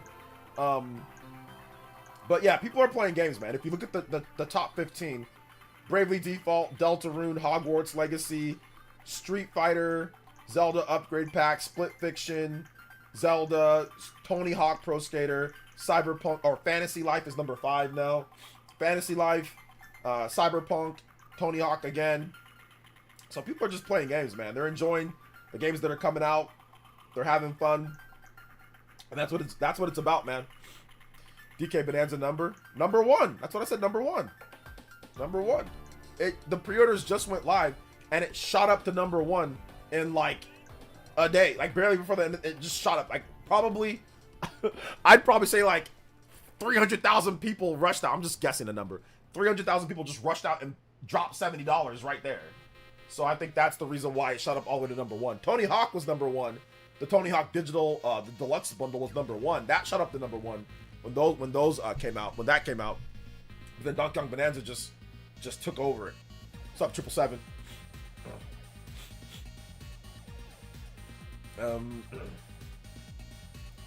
Let's see here. So yeah.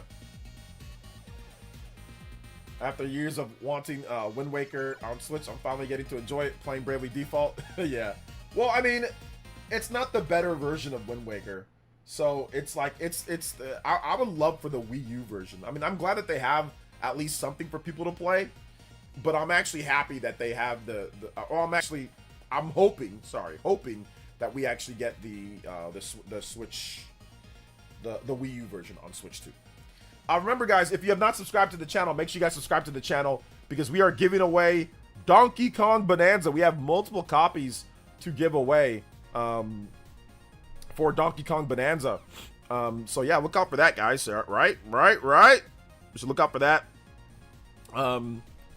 So yeah, let's see this here. So for Donkey Kong Bonanza, make sure you guys go vote on the poll on the post page.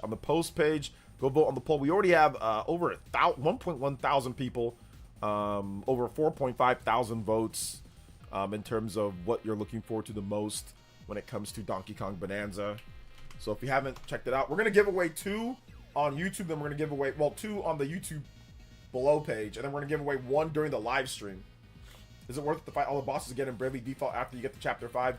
Yes. If you don't, then you won't get the best ending. You will not get the best ending. Actually, I mean, listen. I'm not trying to spoil the game or anything. I'm not going to spoil the game. But you need to actually do it over and over and over and over and over and over and over and over and over again. I think, if anything that's stopping me from playing that game again, is doing that again. But you actually have to do it over in order to actually get the right, like, thingy to happen for you. Like, to really get the right thingy. Like, the good thingy. You need to do everything in the game. You can't leave any stone unturned when it comes to major things. You should probably do every side quest. You should beat every boss, and you should do everything over and don't miss it. If you do, then something else could not. You might not get something. So maybe if there's one reason why I'm not replaying that game, it's because of that. Love thingy. Oh, there you go. So yeah, man. I know I wish it was the HD version. Never played it, but it looks nice from what I've seen. Oh yeah, no, it's great. Wind Waker looks great on. Dude, I'm actually thinking about even going back and playing it. You know, because I remember playing it on game. I beat the game multiple times on GameCube. Like I'm even thinking about going back and playing it again myself. But you know, yeah, absolutely though. But if you've never played it, you know, play it on the NSO, man. Get your money's worth, right? Like people always talk about, you know, is it worth it or not? But time is limited, right? You've already bought the NSO. Take advantage of the time, because by the time that they finally come out with the HD version or whatever, You might not even feel like playing it anymore. You might have a bunch of other stuff to play. There might be a bunch of other games you're like, screw this, I don't want to like playing it anymore. You know, so use your time wisely, boys and girls, ladies and gentlemen. Like, you know what I'm saying? Like, if there's something that you want to play and you feel like you don't need to wait, or if you feel like, oh, you know, I want to play this, then definitely play it. But if you can wait, you know, it's up to you. And you've got other stuff to play. So, yeah. Crime Wind Waker HD is stuck on Wii U. Yeah, Wind Waker and Twilight Princess. But I'm guessing they have some type of plan for it. I mean, I'm guessing something's going to happen at some point when it comes to these games. Yo, DVD Night. DVD Night. Thank you for the $1.99. Wind Waker HD does not look worse than the original. That is crazy. Looks great. In my opinion, at least. I like the graphics of the new one. All right, let's see here. But it's not about how it looks. It's about how it plays. Wind Waker HD plays way better than it does on the GameCube, because the Swift Sail, because the revamped Triforce quests, because of the different quality of life additions, because of the, I think they added the hero mode, right? I think hero mode was added in. Like, it plays better. That's the thing about it. It plays better. Plays better, sounds better, widescreen. Like, it's just better on the Wii U version. It's just better. All right, let's see here. Let's get this next track. Or do we not have a next track? Okay, no, I don't think we do. Okay, no, we do. Super Mario World ending theme. All right, Super Mario World ending theme. All right. Thank you so much. Appreciate that, Mr. Justin. Super Mario World ending theme for Mario Kart World. I would replay Twilight Princess. I want Switch version so bad. Yeah, that'd be good. I would like that too. 60 FPS version of both of those would be good. Like, if we can get like Wind Waker HD and 60 FPS on Switch 2, or if we can get Twilight Princess HD, which those could be Nintendo Switch 2 editions. Like, I would not be surprised if we get Wind Waker HD and Twilight Princess in like a Nintendo Switch 2 edition. So yeah.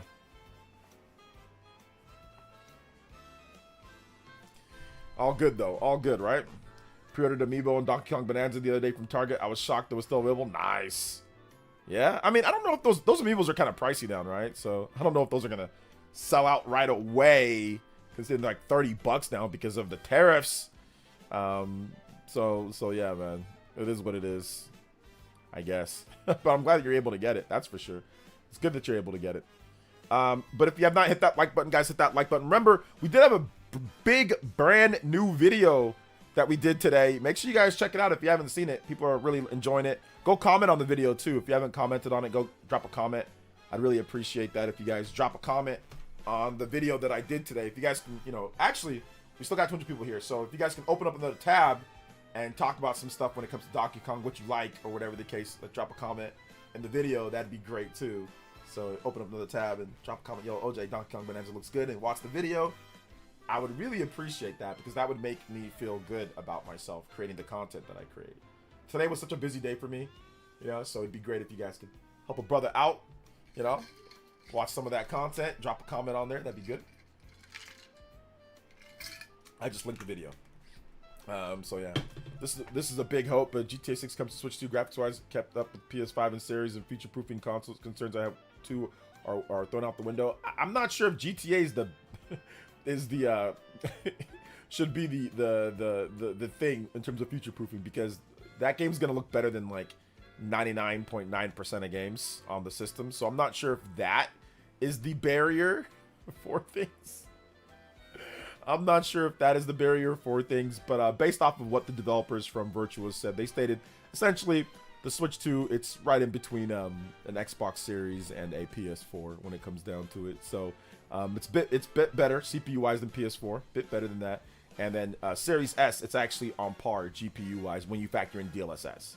So and it has more RAM, and it also has more RAM than it. So on paper, at least, you should be fine. If Series S is getting something, you should be fine, right?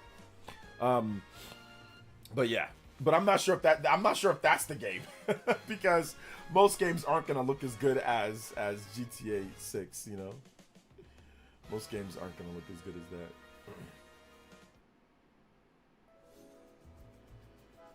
that. Let's see here. I pre-ordered. Oh, I already read that. My bad. Twilight Princess. Yeah, Twilight Princess would be good, man. Twilight Princess would be really, really, really good. Make sure you guys hit that like button if you have not hit that like button. I appreciate you guys coming out to tonight's stream. Tonight's stream has been nuts. I've been yapping almost non-stop on here. So I appreciate you guys coming through. Appreciate you guys, watching the vids, all that good stuff. Hit that like button too. We're at 140 likes. Hit that like button. We've got about 6 minutes left in the stream. We're going for that 2. I mean, the fact that we went for 3 hours is just crazy. So hit that like button if you have not hit that like button, guys. Let's go. Combo break. And if you have questions, tag me at PlayerSense, hashtag PlayerSense by itself. More than happy to answer all of your awesome questions as well too. So are all the direct rumors for July dead now? No. Beat 'em Ups would just put out another hint that no, there is a direct in July. So no. Oh man, so he feels like it's coming. He feels like he has information that it's coming. So no. But we'll see. We will see. Expedition 33 for Switch 2 would be great. I don't have a Switch 2, so I'll be unable to play digital version of Donkey Kong Bonanza. Well, yeah, you would need the Switch 2 in order to play the digital version of Donkey Kong Bonanza, or really any version of Donkey Kong Bonanza. So yeah. Talking on stream is amazing, OJ. Awesome sauce. Yeah, I enjoy it. I enjoy it because I still get like my privacy to play my games on my own pace. I'm glad that I'm not beholden to play games on stream, because sometimes I just feel like I don't feel like playing it on stream, like have to worry about streaming and playing the game. So it's cool that I can play games and then I can just talk about what I played, or I can simply, if I beat a game, I can do like a big review, like a 70-hour plus review or something like that, or 100-hour plus reviews. So yeah. Did you pre-order DKB or picking it up day one? So here's what I'm gonna do. This one is gonna be a little weird for me. If Nintendo gives me a review code, obviously I'm not gonna pick it up day one from the store, but I'll definitely buy it later down the line. If they don't, then I'll just go to the store and buy it. I'll just pick it up physical from the store, because I know I'll be playing it like crazy, so I don't really need to take it out of my Switch and play something else. So I'll probably just go to the store and buy it. But if Nintendo gives me a review code, then I'll buy the physical later, like I always do.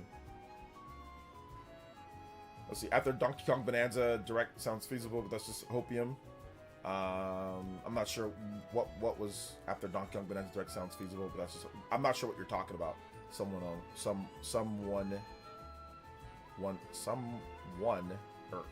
I think that's how you do it. Someone Earth. Perfect sense. Makes to play the game rather than watch chat and respond. Yeah, exactly. Like if it's a multiplayer game, then it's easier to like watch chat and respond because it's multiplayer.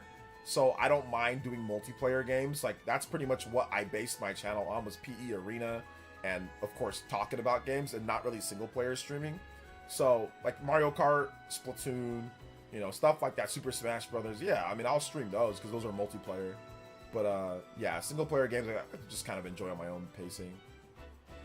The song reminds me of Monsters Inc. Yeah, I can see that a little bit. How's Wood say July Direct is still a thing? Because he is.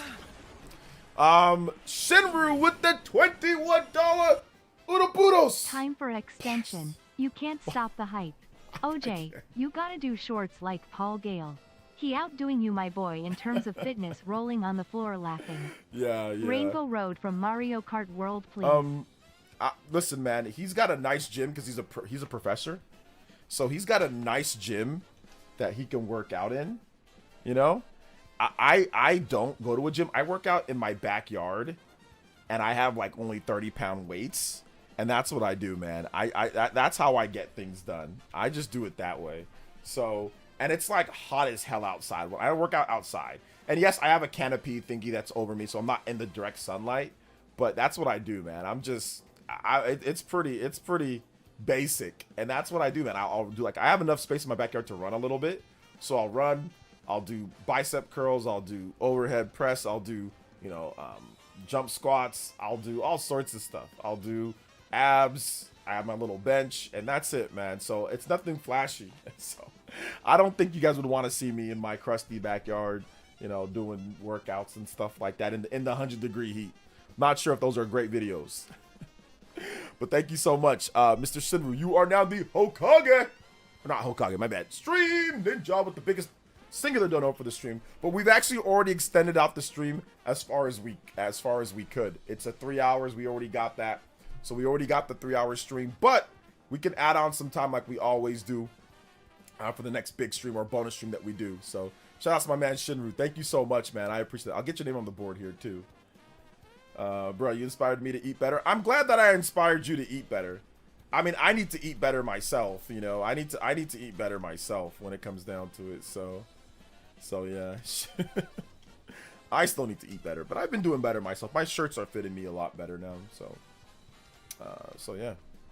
Thank you so much, Mr. Shinru. Thank you for the big $21. Of course, double platinum. Hey yo. Thank you so much, man. I appreciate that. Limit break. Yeah,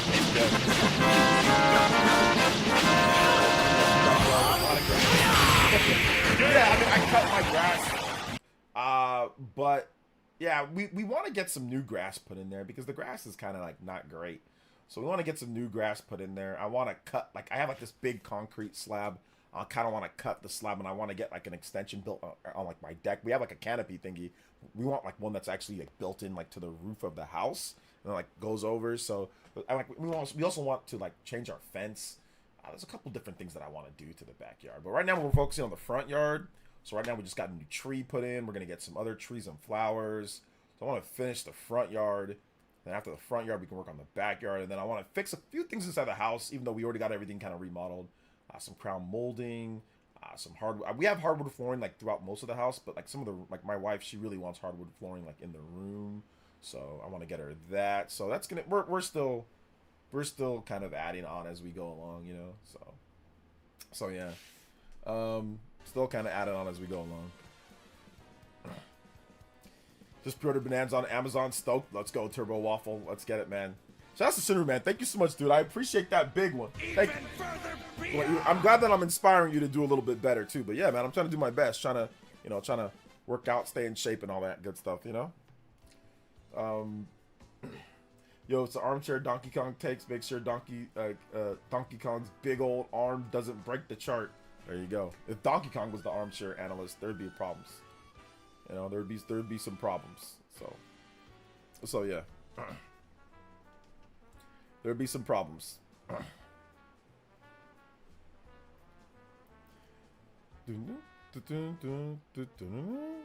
Yeah, now we're about to get potentially even 35% tariffs on maple syrup from Canada. Oh, goodness gracious, man. This is I've had enough. I've had enough of this. I've had enough. Oh my goodness. I've really had enough.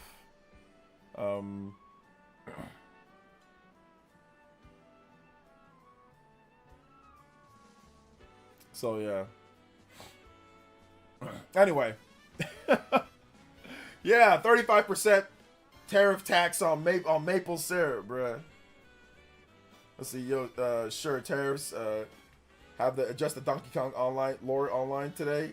Not much, by the way. I did catch the capture card you recommended on Amazon for $80. The Genki, yeah. Does it take 4K 60? No problems when you stream. It does. It can do 4K 60. Yeah, it does 4K. It does. The only thing that I have an issue with is that sometimes the audio gets out of sync, so you have to just disable the audio, then enable it. So just disable it within your software. Disable the audio, or disable the whole thing. Disable it, then enable it. If you just do that, then it syncs the audio perfect. So that's the only issue that I have with the capture card. This capture card that I use. These tariffs are crazy. Bro, put tariffs on countries even where he gets imported energy imports. I know, it's making our systems more expensive, making our accessories more expensive, making our amiibos more expensive, making everything more expensive. It's terrible. Making our products more expensive. I guess it doesn't matter when you're filthy rich, right? You just do whatever you want. All right. Thank you guys so much for coming out to the stream today, man. I appreciate that. Appreciate you guys coming through. Oh, hold up. Let me play one more song here. We got Rainbow Road, Mario Kart World. So we're gonna play this and then we're gonna be done. Sorry about that, Shinru. Thank you for the $21, man. I appreciate that. We're gonna play Rainbow Road. Here Here we go, the full version. So we're gonna extend it out a little bit more, 5 more minutes. So yeah, we're not done yet. Give me some more questions to talk about, boys and girls, because I have to play this Rainbow Road music. I forgot. Everyone has their own opinion and bias, I guess. No, absolutely, but I don't know, man. I just don't want to pay more for products. I don't want to pay more for products. I don't want to pay more with all these tariffs coming into play, man. It could also raise the price of the Switch on this. Actually, they raised the price on the Xbox, so Xbox got raised up because of the tariffs, and now we could see potential price increases on Switch too because of tariffs. China, obviously, price increases on that. I'm pretty sure Sony raised the price in other areas and raised the price of stuff because of tariffs. So yeah, it's affecting everything right now. Affecting everything right now.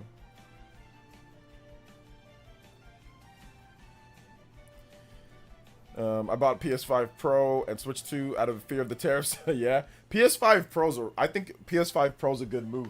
Apparently, Digital Foundry did like a test on it. It looks like it's a pretty solid, beefy system. So to me, that's my PC replacement. I'll just play games on there if I want to. Like if something's not on Switch 2, or if it's not good enough for Switch 2 or whatever, I can just play on my PS5 Pro. So I just bought that as my PC because I have a gaming PC, but I tried it. I'm good. So I just bought a PS5 Pro, called it a day. Plus.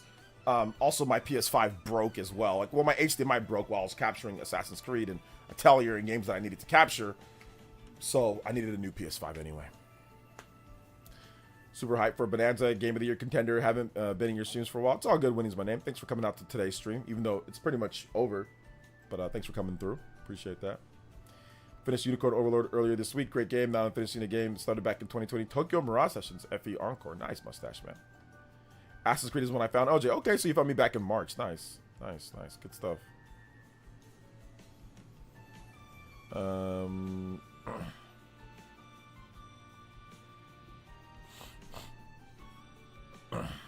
Good stuff.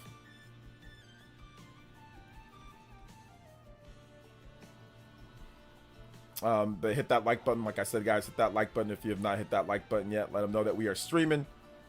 We're out here today. Yeah, great stream. Today was a very, very fun stream. I enjoyed today's stream quite a bit. Rainbow Road World is so great. It is so good. It's so good, and it's such a. The first time that you play it, it's like a magical. It's a magical experience that you're just like, man, like I can't believe I just experienced this. It's so good. It's such a great thing that happened. So yeah, man. You catch my comment? I tagged you again. What comment? Let me see. I heard it's funny. I have an Elgato HD60. Okay, here we go. Elgato HD60, and that card hasn't failed me yet. The Elgato HD60, that's the base. That's like one of the older ones, right? I think I had the HD60S. That does like the 1080p 60. Yeah, I had that for a long time, and it wasn't too bad. It actually wasn't too bad, although I did have issues sometimes. It wasn't that bad. But I decided to go with Genki, not because I actually bought it. They sent me this out of nowhere. They just sent me and said, "Hey, look, we got this. You know, you want to review it or whatever." I was like, "Sure." Give me 1 second. Excuse me. So they just sent it to me. So then once I got it, I was like, "Oh, great, that's great." But I got an actual I got the Elgato 4K, like the 4K whatever one, the 4K HD whatever, and that thing sucks, man. Like I didn't like it at all. It was like delayed, the audio. It was not good. So I took that one back. I sent it back, and I'm like, I'm good. And I just started using the Genki, like for real. So yeah. Thank you, David. I appreciate that. Shout out to David V. Hey, good night, Cities. Thanks for coming out to tonight's stream. Walk that dog, baby. DK Bananza's coming out on my 39th birthday, so I'm picking that up morning, playing all day. Nice. Yeah, I'll be playing it too. I'll be having a live stream, so it's gonna be a lot of fun. I'm really looking forward to playing the game myself. Thank you, Shinru, for the bless you. I appreciate that. Order anything for Prime Week? Yeah, I did. I ordered my son a tablet, a Leapfrog tablet. So he got that. And I got myself this Dragon Age. This game that everybody hates this game, or it's so much. So I bought this for $14. So I got Dragon Age. The Veil Guard for $14. I mean, will I ever play it? I mean, who knows? Maybe not. Maybe, maybe not. But yeah, I did get that. Yeah, what's up, Darren Sledge? Thank you, man. I appreciate that. Appreciate it. Oh, no, you don't got to apologize. Thank you for coming out to tonight's stream, guys. I appreciate you guys. So, we're going to wrap it up here. Big love to Shinru for getting that little extension that we got there, man. I appreciate the big $21 dono, man. That really helps out. New video tomorrow morning or new video tomorrow afternoon or at some point. It's probably going to be a late night JoJo Friday just because I got to go hang out, family. So I'll be back late. So we'll probably do a late night JoJo Friday. So we'll see how that goes. I might try streaming again on Sunday, then taking Monday off unless something crazy happens on Monday. But I might try to do a Sunday stream, then take Monday off. So, but we'll see. We'll see how everything works out. So check out that video, guys. Do not go to sleep tonight without watching this video right here. I am going to link it until you guys tell me that you're going to watch it. You guys got to tell me that you're going to watch the video. So I'm going to link it, multiple times. You guys check out the video. Drop a comment there. If you have not dropped a comment on Donkey Kong Bananza, go drop a comment on there. And show some love to the daily videos, guys. I work pretty hard on those, to get those daily videos out. So it'd be great if you guys could go there, drop a comment, watch the video if you can. All right. So thank you guys so much for coming out to tonight's stream. Thank you guys so much for being awesome. I appreciate that. Big love to Shinru. Big love to Justin. Multiple donos today. Big love to everybody that dropped donos. Elite Ninjas, people that just watched, everybody. Thank you guys so much for your support tonight. And yeah, we will see you guys for JoJo Friday, late night JoJo Friday tomorrow night. So probably around 8 something or 11 something Eastern. So late Friday night. All right, guys. Love y'all. Peace.